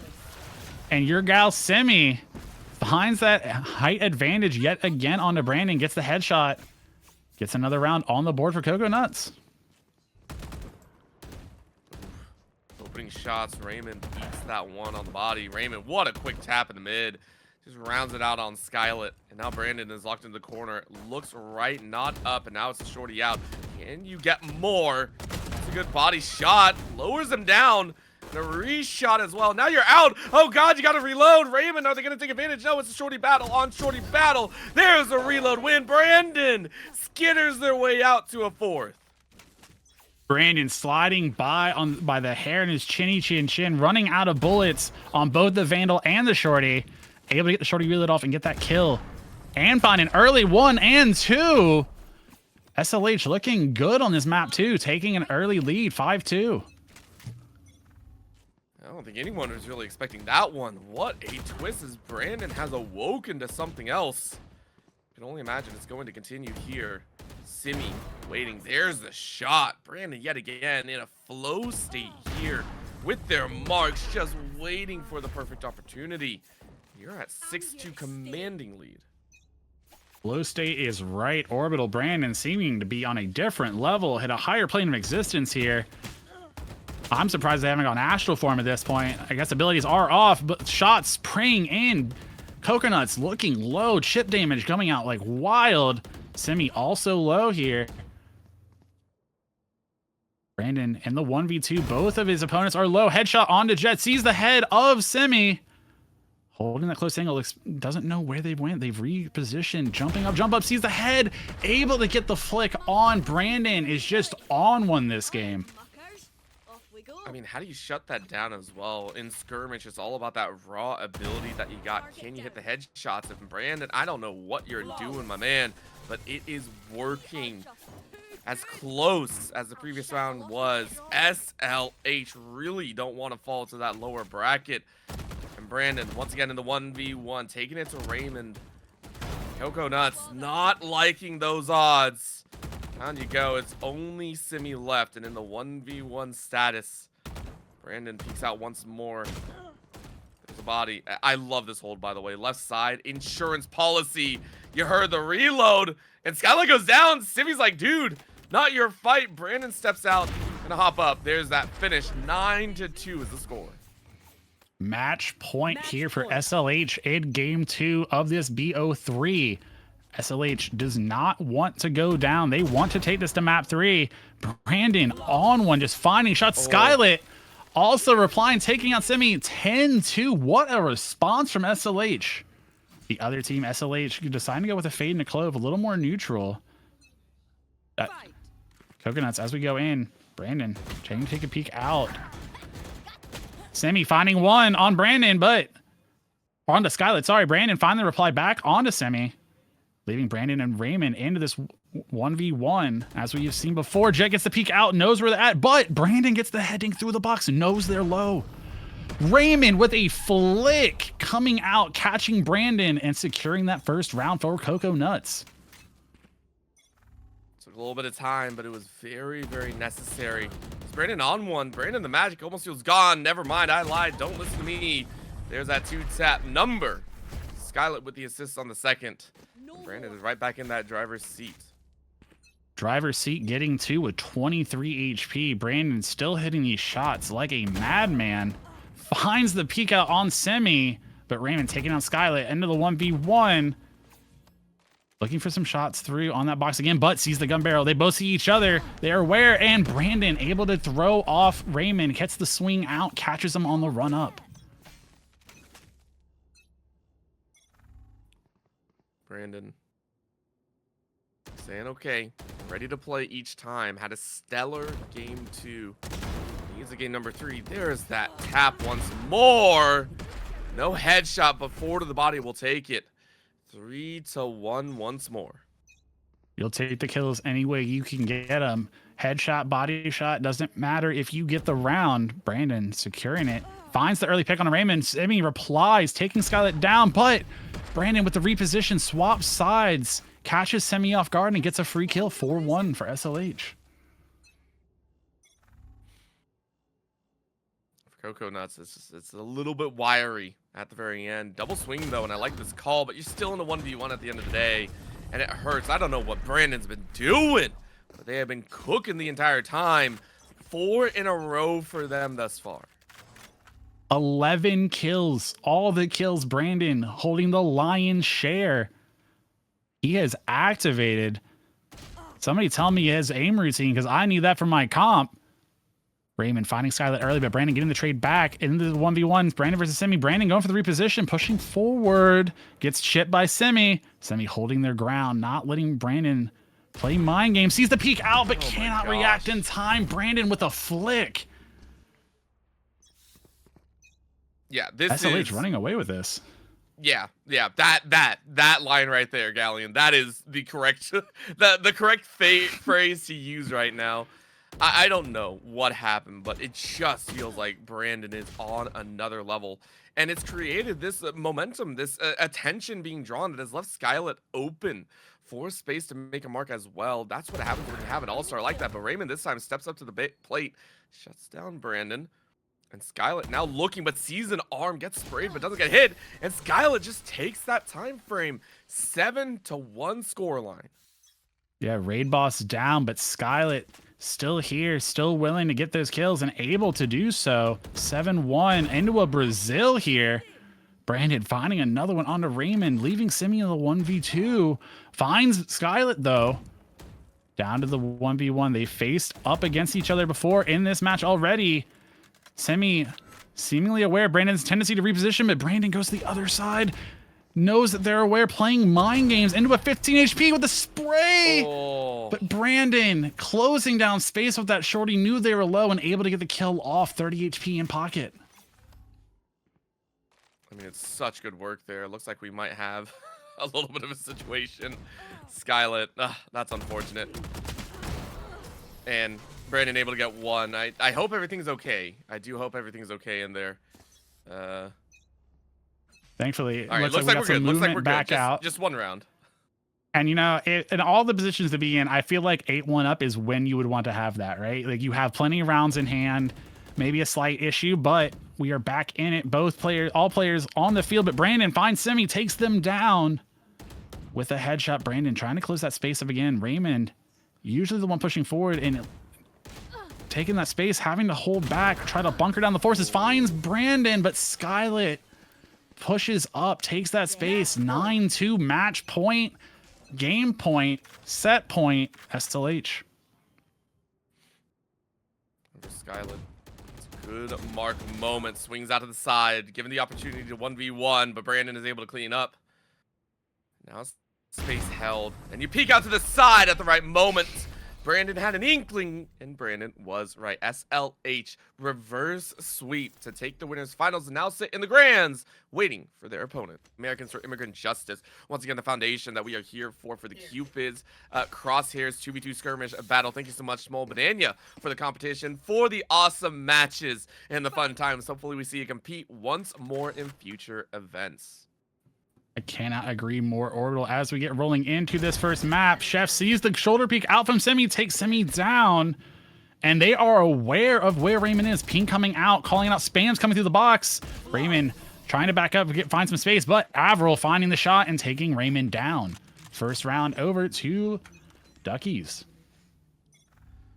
I mean, beautiful start here. Duckies, once again, they made this run before, and I did wonder, I've kind of run on it for so long, this ability of Duckies to play this long game, to draw out what seemingly is supposed to be a very quick kind of matchup and a quick game type into a much more drawn out affair, forcing you know, these moments where you're not sure where the opponent is. And I will always respect it for Duckies as a slow, methodical play that wears away at your mindset there. So I really like so far that they started off 2-0. They use that time to their advantage, playing the mysteries. They could be anywhere, given how much time they go. Your certainty drops, but Chef with that early hold, trying to hold that diagonal angle, get the one, but we get a trade back. Avril getting Raymond down, and Semi finding Avril, bringing us their first round. Coconuts on the board. I like it. Really, really smooth start here in the 1v2 clutch up. That was Simi to do it all. Now a double lineup once more, but Raymond able to mark one. Simi given the opportunity to 1v1, and they're both leaning on this east side wall. That's the gun that you like to see. Simi takes the time to punch through that wall and says thank you very much for the Colat shot. 2-2 standard. Back to even on this first map in this best of 3. Taking their time. Ducky's not peeking out early, but Raymond finding the peek on the Chef. Avril getting the response. Semi chipped down a little bit, both players, but Semi taking the aggro, pushing all the way into their spawn. Gets the first shots off, but can't connect. Avril tries to respond, misses as well. Jiggles out, spray, and Semi connecting, taking Avril down, taking the lead. I love it so much. This has been a back and forth affair, and now we're going to see even more. Semi stepping up real close, though, but Chef able to make their mark. 1v1 status as Avril tries to peek on out, but takes a little bit of damage on that shoulder. Simi reloads, ready for the full barrel, but Avril only needs 2 great shots to keep the lead here. 3v3 back to even as we ride along with Avril peeking out, locking onto that diagonal as we've seen Duckies do before. Finds the 140 dink on a Raymond, but can't get the kill. Chef gets the response on a Semi. Raymond in a do or die situation, 10 HP. Can they get the shot off before a body shot takes them down? Peeks out, sees Chef's head, but Chef able to tuck behind cover before the bullet can connect. Raymond taking this opportunity to try to push up space, reposition, catch the Chef off guard, but with that low HP disadvantage, unable to find the headshot. Chef finds the body, it secures that round. Good shots all around. Chef ready to play a little bit further as well. Here's that mark, though. Raymond, great shot to open And it allows the lurk up from Simi once again getting into a position to cause a crossfire and retaliate if necessary. This box on left is good. Avril peeks out though. It was a position that maybe they weren't really aware of, and now Avril resets back to spawn. Pokes her head out, but the hold by Raymond leads to victory, and Raymond lives with 10. What a moment. Feels 140, man. The Phantom striking again. 140 head dink. But the reply from that Vandal taking it down. Both teams taking it slow here. Raymond finding a pixel angle on Avril and getting that bullet penetration through the box kill. Chef peeks out, returns fire onto Raymond, but Simi sneaking up under the cover of their teammate, pulls out the shorty, hit Chef with the double pump. I like it. Again, kind of that stomping finish. Let's go ahead and close things out. Both teams want a chance back at SLH. Chef with a great tap. Number 1, Raymond off to the side, and there's that angle. Raymond, though, pulls out a quick fire. And once again, one step up is all you needed. Oh, what a disgusting 1-2 headshot combo there from Raymond. Answering back, keeping that lead, extending it slightly. Avril pushing up on this left wing. Sees the jump spot from Semi, puts a couple shots down, but not even able to connect anything. At Chef eating a bullet from Raymond right into the head. But Avril catching Semi. Raymond low. Knew Chef was low, had the shorty out. Take Chef down. Great shot. Keeping themselves alive, and this feels like kind of a trot towards that finish line. 7 rounds so far for them. And now they look. Raymond marks on the back end. It gives time for Simi to walk on up. Avril with a great shot. Now needs to find Simi, who has pushed up so far. Peeks on out, but he slow walks your way forward. And that's not the way to play it. Avril, plenty of time to knock them down. Yeah, I don't think Simi was expecting that reposition out of Avril. Avril, using that time to their advantage, hits the reposition and able to put some space between them and that shorty. The spray coming through there, they tried to go for the classic patented Ducky's double peek, but takes down Avril in the process. Chef left in the 1v1. Simi with the jiggle peeks, able to connect, get that shot down. 8-5 for the Cocoa Nuts. Simi now in this kind of pinch situation. Opens fire, creates a lot of noise for Raymond to get that mark on the right side, and now you draw fire once again. Chef trying to swing out, but Raymond was up on the box. Fool me once, shame on you. Fool me twice, shame on me. Well done, as we're looking at game point. Match point here for Cocoa Nuts is exactly the position you want to be in. Get that first map in the best of 3 under your belts. But Duckies don't want to let this go without fight. One trade both down to the 1v1. Semi hunting for Avril. Avril hiding on the box. Positions off to the wing. Catches the shot. Ducky still alive in this 6-9. It's a nice score to have, but at the end of the day, you got to get that 10. Simi peeking out. There's an arm. Chef takes a quick shot, misses, and Raymond opens up instead. Chef trying to make their mark again here. They got 1. Can they get 2? Yes, they do. That's what you wanted to see. Duckies hanging on here in this game 1. 7-9. Chef serving up bullets hot and ready. Trying to keep Duckies in this one. Peeks out, but Raymond puts him down with a shot of his own. Avril responding, taking Raymond out into the 1v1. Avril versus Simi. Simi. Crouch peeks out, takes Avril down. Securing the first map for Cocoa Nuts. Let's see if it makes it out. Double hearts on one side, and on the other, just a lot of friendship. And, you know, what more can you need in a duo than a great relationship, some friendship, some camaraderie, a little teamwork, and a willingness to dig deep when it gets tough. Ducky's up against elimination here, looking to get some kills, playing their classic 2v1 hold out of spawn, but Coconut's going for some early peeks, trying to get some jump angles, get those advantages. Chef able to find Raymond on the swing out low, though. Simi gets the trade back into the 1v1. Avril sneaking up from below.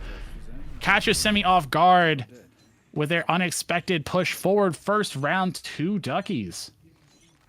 I like it again, shaking things up a little bit, catch him off guard, and now you try and play it again. You should have seen a head peek, but you didn't. But Simi wasn't able to find that frag. Instead, it leaves it open for Chef to mark 1. Simi now down A little bit over 100 combined. Will work their wonders. Yes, it will. Simi holds it down for Chef. Well done. 1-1. And Coconut's locking it back in, not letting Duckies get this early lead. It looks like Chef is going to go for an early jump peek here. Sees them try to jump in from mid, gets the swing out and shot onto Raymond. Jiggle peek shots trading back and forth onto Simi. Simi tries to swing on the other side, but Avril responds, gets the headshot, puts Duckies back up in the lead. I like it. Will it continue, though? Box side. Good read by Avril, but couldn't close out that shot. Instead, Chef helps out.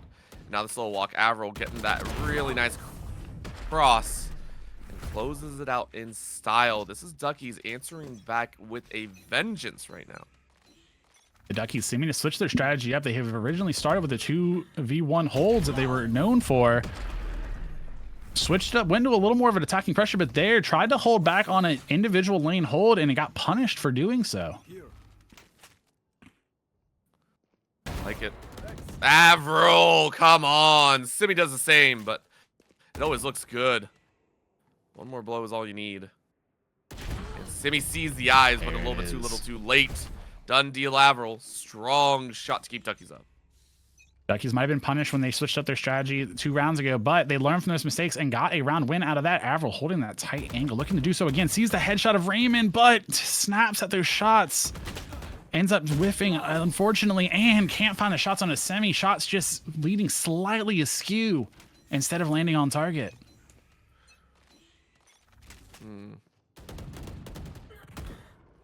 See where it goes. Raymond with a great opener once more, and now Avril stuck in this high-low position. It's high-mid, actually, with a bounce to the corner pocket. Simi, red, and seen, but you got to take out one instead. Simi closes it up. Well done right there. What a combo coming out from Coconuts there. Taking down that pressure, putting down the space, holding long with the Vandal while you knew where the last player was, and just rushing forward with the shorty. Raymond catching 2 there. Simi taking the aggro instead, swapping roles there and allowing Raymond to do that push. Solid play so far. For Raymond, though, hiding in the corner. There it is, couple shots, just getting information. Now the double swing. Raymond gets the backup, takes that shot for the win. Avril, though, refrags back. And now the look from the side, Raymond spotted it a little bit late. But now you got to wonder about that deep push, and you see the body.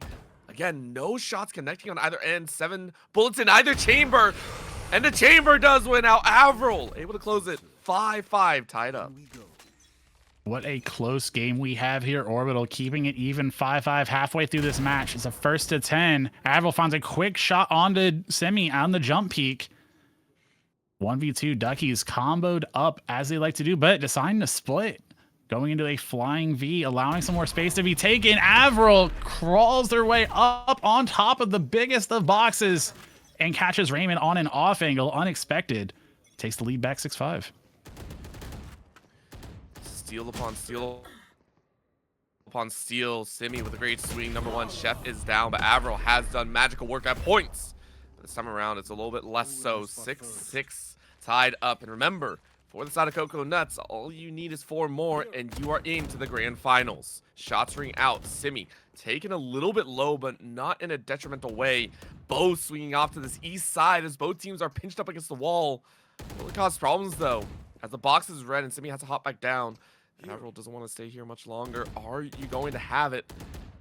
Shots ring out. Raymond waiting and waited a bit too long. Avril with that peek leaves Simi all alone. That's shot number 1. Peek out on the side. Simi needs to reload. 13 bullets, more than enough.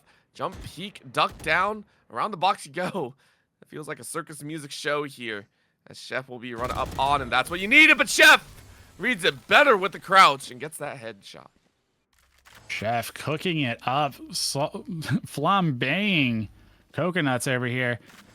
That jump peek playing out detrimentally to some. Let Hands sneaking out, just giving a little too much info. Raymond chipped in the back, headshot from Chef. Cleaning up what his teammate had started. Avril peeking forward, trying to close that distance down on Simi, but Simi aware, catches the shot off at Chef. Returns, swings out left side, catches Simi off guard, and gets the spray down. Pushing Duckies into an 8-6 lead.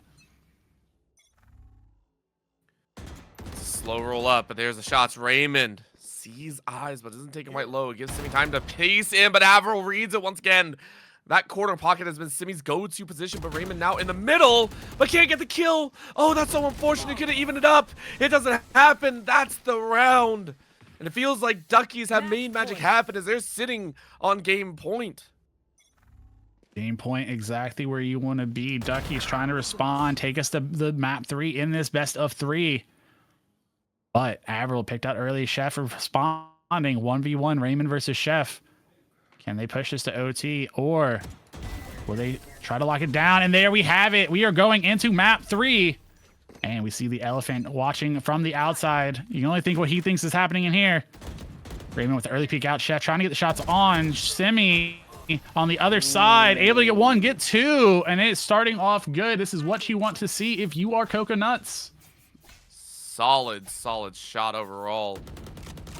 And again, as you said, exactly what you want for the momentum building heading into the future rounds. So far, these teams have gone the distance more often than not. It has felt a little bit more like a push and a half, but this swing peak, Avril and Chef continue to try their best, but Simi, 4 in a row so far. Brutal showing right there.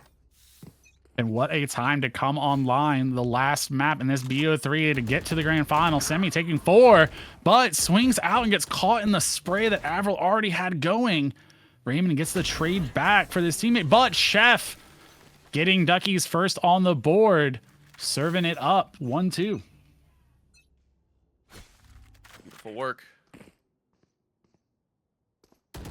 They do it once more. Raymond with the peek, but Avril saw him lined up and said, hey, that's our strategy. Knocks him down, keeps it tied 2-2. And for Avril and Chef, the big question is, which side did they decide to pop out on? It's far left swing. Corner is held, but Raymond spots them out, and that's a 2-piece at the end to keep themselves in the lead. 2-3, slight advantage here to Coconuts. Trying to keep the game rolling. Want to see themselves booked in there. And Simi getting the chip damage onto Chef, and Raymond spray transfer over to Avril, giving themselves a 2-round advantage. They're going to look to continue rolling this forward. Raymond taking early space, pushing up quick. Chef caught, trying to do the same by Simi. Avril stuck in the 1v2, chip damage down in the corner, able to find Simi, but Raymond clears them out when they try to escape. 5 rounds to Coconuts. I mean, that box spray was a Hail Mary, but it was a very necessary one as well. That's why you tap those boxes every so often. And Chef and Avril send it back in flawless fashion. Might not be the exact lead that they need, but these rounds are getting faster and faster. Yeah, we are on the gas pedal, but it seems both teams have decided to slow it down, shift down a few gears. Jump peaks coming up from Avril in the back. Neither team pushing past the halfway point, really just staying in their own third. Raymond sneaking up on this middle box while their teammate puts them down some cover fire. Chef possibly aware of the walk up, gets the sprays off, but cannot connect on the Astra. Down to 37, 1 shot for Chef. Peeks out down to 1v2, and Raymond able to clear him out. 6-3 to Coconuts. Solid stuff here. It's yet again the squad of Coconuts really stepping up to the battle. Simi waiting for their mark. Again, in the midst of the fray, Chef says, no, you don't get to play that close. You guys have been inching forward every single time. Good jump peek. Spots him out, and it forces Simi to swing to the other side. Avril takes that chance to fire away, and it is going to be the collection. 6-4 the scoreline. Duckies looking to keep themselves in this. They don't want Coconuts to get on a tear. And they're returning back to their old tried and true, the high-low 1v2 peak, but lose 1 player in the process and a 140 dink onto Chef. Simi aware of that, walking shorty in hand, able to take down Chef. 7th round, 2 Coconuts. Now looking for one more. Raymond, great shot. Ooh, I like it. 1-for-1 so far. Avril winning around the wings, but looks to the right and still hits the shot. Simi couldn't shoot fast enough. And that's going to put us at a +2 only for the side of Coconuts. This is Duckies on the rise. Duckies looking for some shots early. Go for that 1v2, but they did line up for a second there. Could have been a collateral, could have been disaster, but they are in it still. 1 versus 1. Both players full HP, taking the wings. The spot sees Semi walking past that 3/4 box. Avril gets some spray on. Both players chip. Semi looking slightly worse for the wear, but still with plenty in hand. Here's the reload. Knows they're close on that center box. Holding right, holding left, trying to decide what side they might peek from. Little spray guess out from Semi. Semi trying to bait some rotates, but Avril aware of the location. Continues to walk around, ring around the Rosie style. Down to 5 bullets for Avril. Will they decide to just hold and try to get those 5 shots off? The barrel. Oh, there it is. Shorty comes out. We have a dance here, folks. And Avril peeks out, gets a couple more shots off. Reload done. Sees the top of the head, but can't connect. There it is. And brings us to the 6-7 in this last of the BO3. Keeping the dream alive. Gotta love it. Now you get to see that space taken. Raymond not allowing it to go to waste. Raymond and Simi, after watching the side of Duckies really climb back, have bitten off a round for themselves. 2 more is what they need. Chef with a quick walk forward, though. Trying to match pace. Want to take the lead here. Good jump peak. Spots 1. Not enough, though. That'll be the mark of a dangerous round. And Chef says it's dangerous all right. Back to back. Keeps it within 1. Keeping this a close match, which is exactly what we all want to see. Chef with the early jump peak, sprays to the box. They were aware of the potential, but Chef jumps back behind the impenetrable bricks. The double peak from both teams get a 1-for-1 trade. The last ones are on full HP. Sprays to the box, a little bit of chip on Avril, but still can hold without much issue. Semi still watching that back box, sees the peek out. Avril able to get the shot down. We are tied 8-8. It's a wild spot to be in. Once again, Duckies have this magical touch of drawing people into the endurance battles. But Raymond, having none of it, says, this is my time. Avril, though, finds that sniper. It's down to 1v1. Guess what? We're in for the long haul. It's a game of hide and seek where both are the hiders and both are the seekers. Might as well be it takes 2. That's how it plays, and Raymond knocks it down. 1 more to go for this squad. Can they do it? Coconuts on match point. Raymond with that nice little jiggle threw off Avril just enough to get the kill. Quick jump peek out from Chef. Coconuts respond in kind with sprays to that box. Want to get that chip damage, get any advantage they can here to secure it. They do not want to go to a sudden death OT. Avril holding the right walk up, giving Chef the space to be able to get execute 1, get 2. And Orbital in this best of 3, map 3, we are going to OT. I mean, the OT ain't no +2 instead. It's all down to this one, and you got to play it right. Oh my God, deep heat coming out, and Chef wins it. Chef and Avril go head to head, and we'll move on to the grand finals. Getting ready as we head in here.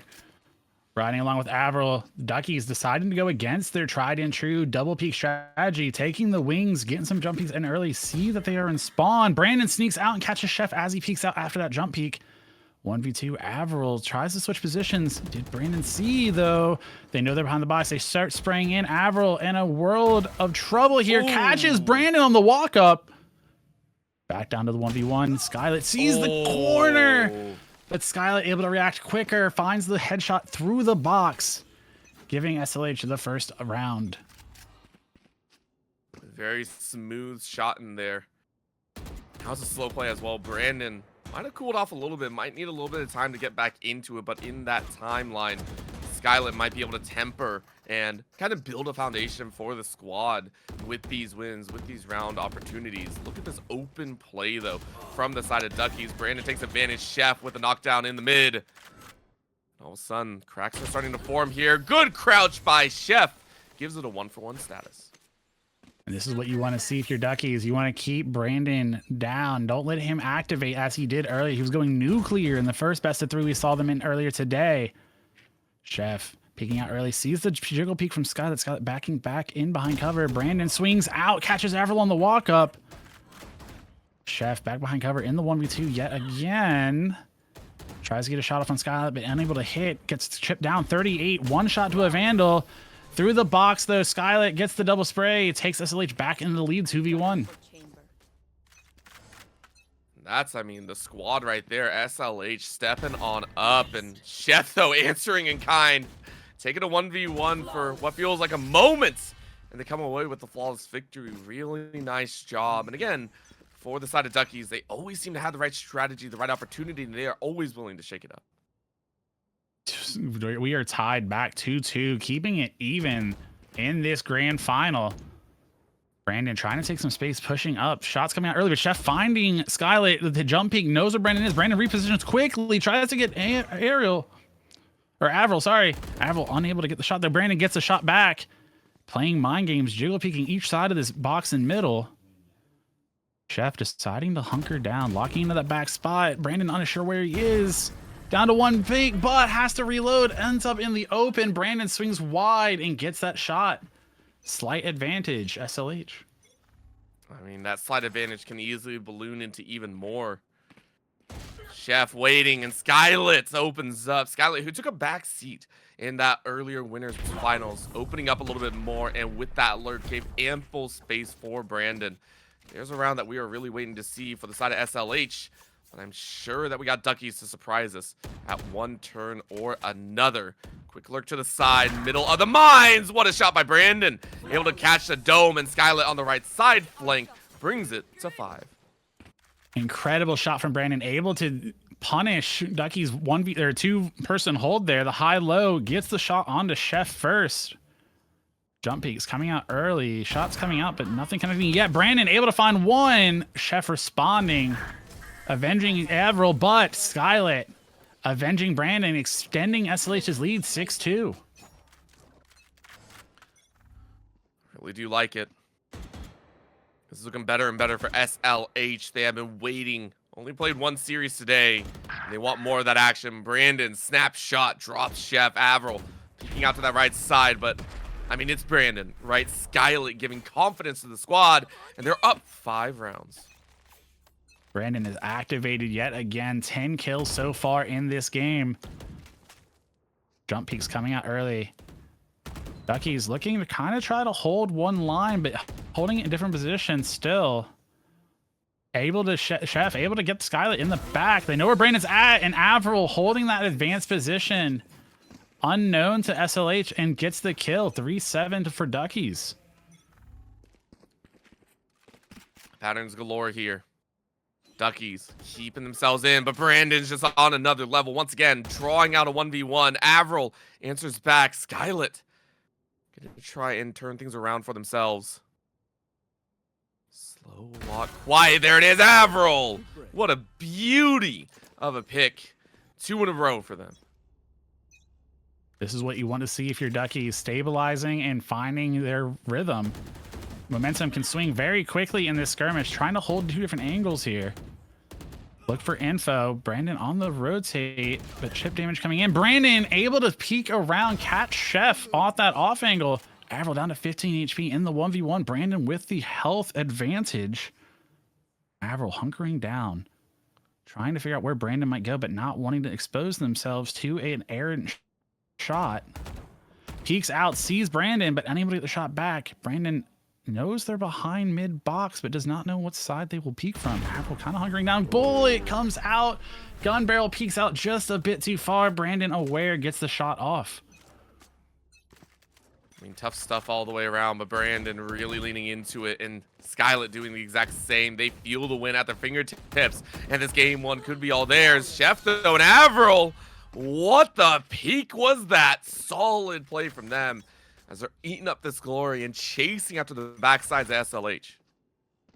Ducky's looking to stabilize, get that round win back under their belt. Avril pushing up, taking that space as much as they can, pushing up on the mid. Ping comes out. They're aware they're on the right side, but SLH looking for a reposition. They're still holding that back box. Chef sees the peak, sees the head of Brandon, but Brandon tucks back behind. Avril gets one, gets taken down. Chef takes the shot onto Skylit. Into the 1v1, Chef versus Brandon, both at full HP. But don't know. Oh, Brandon sees the shoulder, but Chef able to get the jiggle out in time, catches Brandon before the shot can come in. Duckies on the trot. I mean, this is tough and tougher. Random sprays, errant, trying to get some damage through the boxes, just trying to kind of loosen up those joints and be able to soften up for the final blow. Good jump peek, gets eyes left side. Brandon wins in that duel. Avril goes down. It's down to Chef, but Chef is cooking. How much, of course, will you get, though? Got the hors d'oeuvres, and there it is, Chef with a beauty. Brandon goes down. And we are at a 1-round difference here, Galleon. Chef using those crouch peeks to their advantage. Able to throw Brandon's crosshair placement off. Sees Brandon, catches him in the back, but Skyllet responds. Avril getting this trade back. We are back to an even game, 8-8, as we head into crunch time on map 1. Avril walking it has out. come down. But Oh, Brandon punishes the jump peek from Chef, takes him down, but Avril responds, takes Brandon out, and gets Skyllet. As we head to match point, Duckies recovering beautifully. And in more ways than one right now. That's going to be the lurk. Skyllet, though, shuts down Avril, the 1v2 clutcher in these last few. Chef now has to cook once more. Jump peek, sees an arm. Steps out wide, though, and Brandon forces us to a 9-9. Guess what, Galleon? It's your favorite time. Sudden death. It is overtime, Orbital, and I could not be more excited. What a way to kick off this best-of-3 grand final in Ohgawdkate's Cupid Crosshair Skirmish fight. Let's see where we go. Skyllet jumping's coming out. Chef peeking out, tries to get the shot on Skyllet. Skyllet ducks behind cover in time. Both teams taking their time. They know this is OT. They know this is sudden death. Whoever wins this first map, and they both won it. Map goes calm.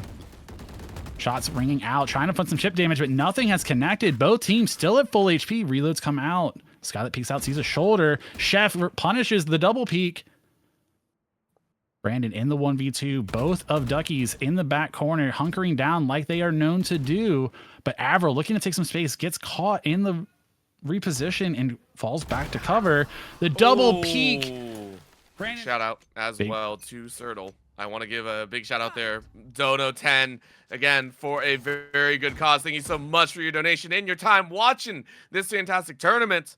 We're on the brink of a bracket reset, but Chef saying it is absolutely going to be one. Brandon with the refrag back down to a 1v1.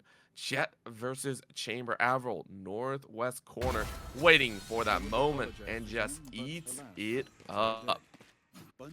A beautiful off-angle hold there from Avril. Position unknown and able to capitalize on it to secure the first win for Duckies. SLH looking to take some space. Duckies falling back to their classic double hold. Looking for someone to peek up. The jump heard. Avril peeks out, finds Brandon. They go for the double swing, trying to take down the man who's been a raid boss for other teams so far, but able to isolate Avril on a pixel angle there between the boxes. Chef holding down the crouch peek, but Brandon able to get the spray down, takes the headshot, equalizes us back out to 1-1. Crazy mark right there. I like it so far, but there's the jump peek. It's not one to be tested here. Again, 4 Duckies. Just waiting on the defensive end, but no, it's not going to happen. Skyllet, great rip number 1. Can you get a second? Oh, Brandon gets tagged through the box side. You don't like to see it, but it did just happen. Brutal to drop you down to 18. Chef able to clear out Skyllet's side, and now it's all down to the 1v1. Chef with a little bit more HP to play with, though, so a couple pre-fires might not hurt.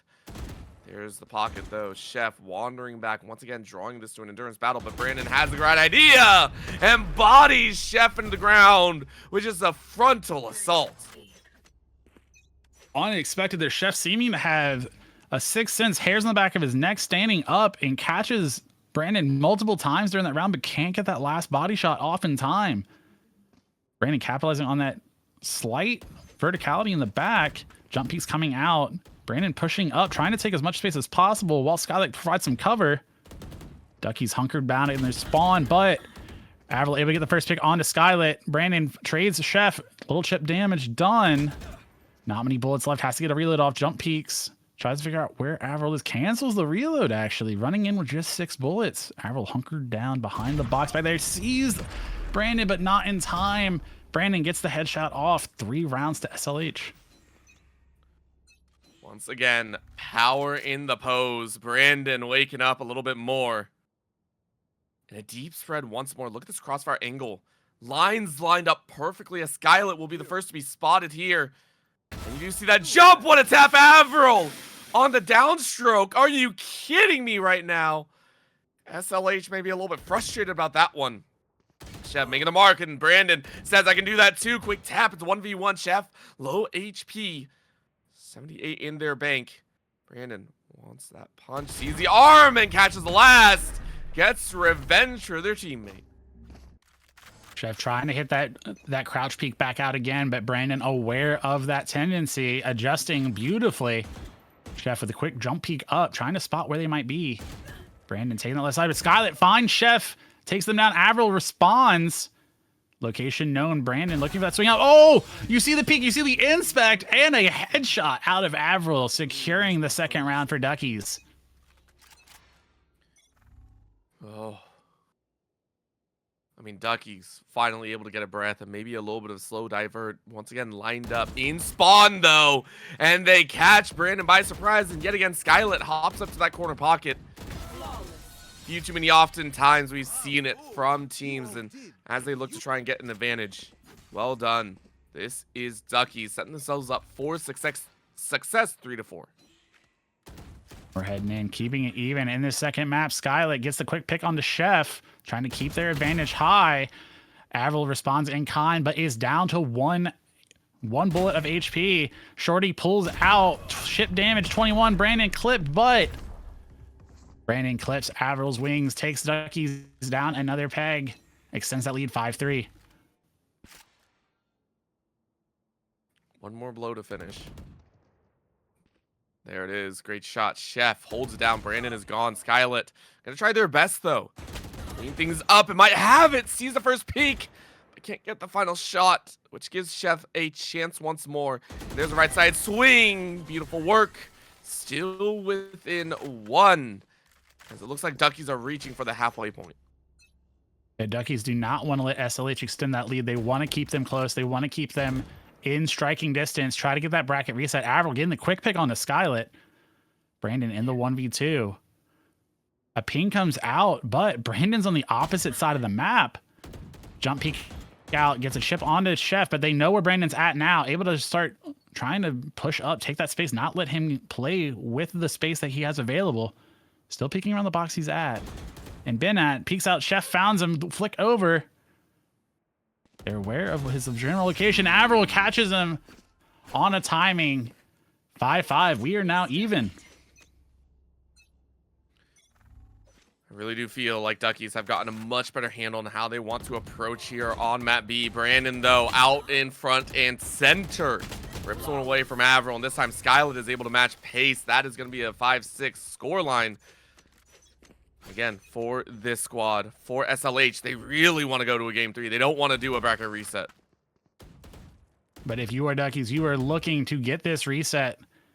Equalize everybody on the same footing. Good peek. Chef pushing up, looking for that, but Skylet hits the peak and punishes it. And Skylet with 2. Keeping that lead, extending it, 7-5.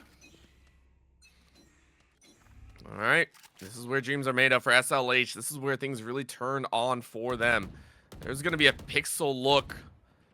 No damage landed, but Skylet able to swing left. Took some damage through the box. Not going to be fully on point, but there it is. Brandon takes out Avril. And it's down to Skylet, who has to look in multiple directions. Gets one, looks for the second. Sees it drop down, but there's a spray 3 HP. And Avril's able to finish it off. We're on to the unfortunate scoreline number that I shall not say. Game 2's heating up. Game 2 is heating up indeed. And to keep chat happy, I'll leave the scoreline where it is as well. Chef with the jump peaks, looking to find Brandon or Skylet. Just get some info. Sees Skylet on the wing, is a little worried, but Brandon swings out. Chef able to adjust, gets the flick, and Avril covers, gets Skylet. We are 7-7. Focus now. Eyes off me. Crazy work so far. Brandon, not one to give up, though. It is neck and neck. In this 1v1, it's all about who remains calm, who recognizes his play. But Chef has a bit more data and has a bit more of a history in these long battles of drawing out the opponent. They spotted each other, though. Chef was identified. Skylet Can you spot it? There's a shot. Errant, Chef. Not touch. There's another body. I mean, Skylet's testing fate here. That's the third time. Is the fourth going to be their undoing? One more fifth. Are you kidding me? How many pieces does it take? Chef wins it out. And there it is. Duckies take the lead. Chef serving up a full 5-course meal there. Bit by bit, omakase style. Looking for some sprays down early. Try to get some more chip damage down. It works well, especially in skirmishes. You cannot heal. More sprays down, but catches Brandon as he peeks out. Headshot down. 2v1. Duckies looking to extend their lead. Shot comes in from Skylet. They know where she's at. Tries to hit the reposition. Catches Chef. But Avril catches it with a perfectly timed swing out. 9-7. We are on match point. Yep. We're getting down to that wire. The time has been played. And for Chef, it's only going to continue. Because if they win this one, they get a bracket reset and they get to force yet another BO3. We might have more 2v2 skirmish action on the horizon as Chef opens up. Brandon taken low, but so is Chef. 23 HP. Brandon, what a tap though. Avril goes down. And it's not to Chef. Chef can make it happen. That's going to be one. You know they're in the corner pocket. They fire Skylet. Whisk to the side. And they got a shorted. They're going to try and take him out. Jump peek. Not going to land. Reload. Why are you reloading out in the open? Skylet, please no. Chef going to try and lurk. Left side. Not the right. Skylet wins it. We're still in this game. A real nail biter around there, Orbital. Chef, low HP, almost catches Skylet out a couple times, but Skylet able to secure it, keep this game alive, try to push from map 3. They don't want to see a bracket reset. Skylet, quick pick on the Avril and on the Chef. We're on match point, map 2. No matter what happens, we have more skirmish coming. Will it be map 3 or will it be a bracket reset?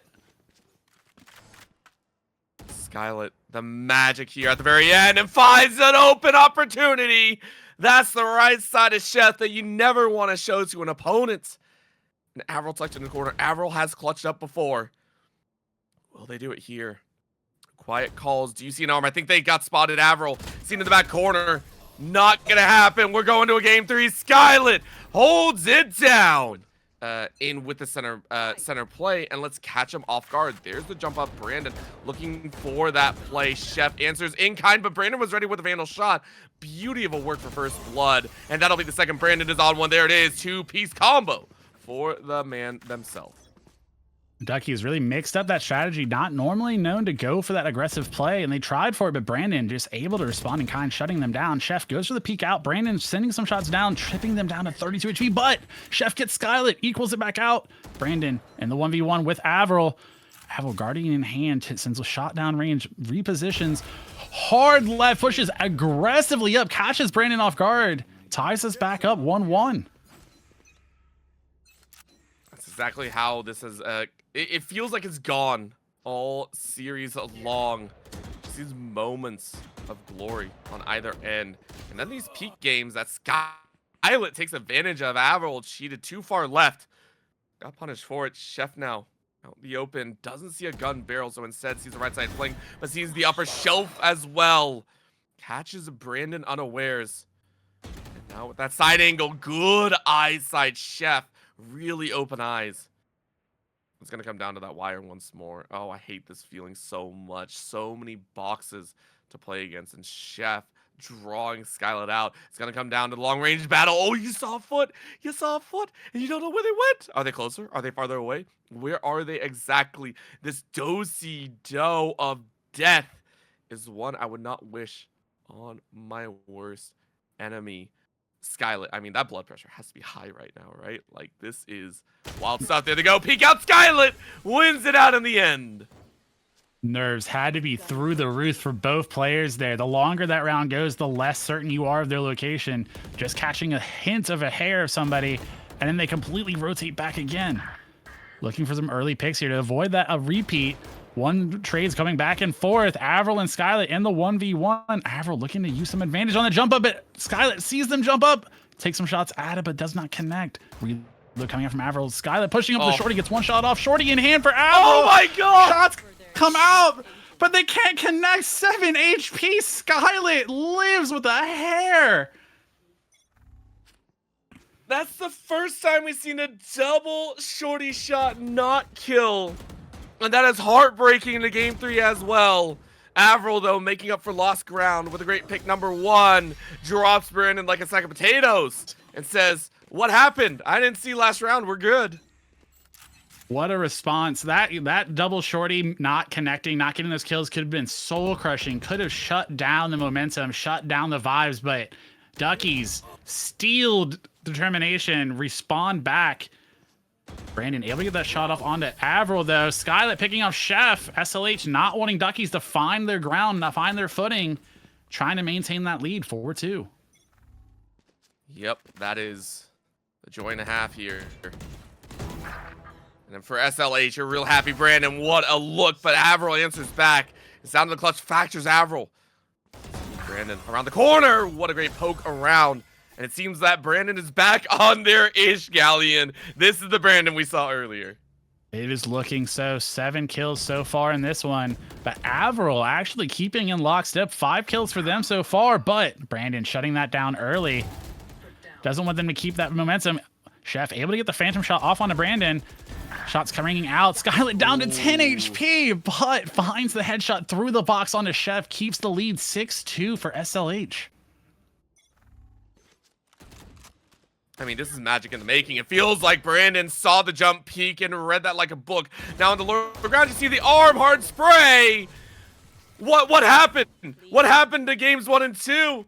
This is a 7-2 status as SLH are off to a roaring lead. This is the SLH we saw earlier today, just coming into rounds, taking them by storm, and just absolutely cooking. Duckies looking to recover here. Tried to go for their classic patented double peek, but decided not. The weight wasn't worth. Chef tried to peek out, get the shot. Gets taken out. Avril responding, taking Brandon down, but I don't think they know that Skylet's so high. Skylet sees the top of their head. Takes them down middle box. SLH up to 8. Duckies still stuck with 2.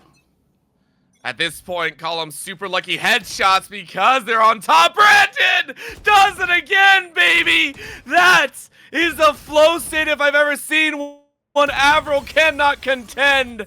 Brandon locks it down, and we are 1 away from the championship round.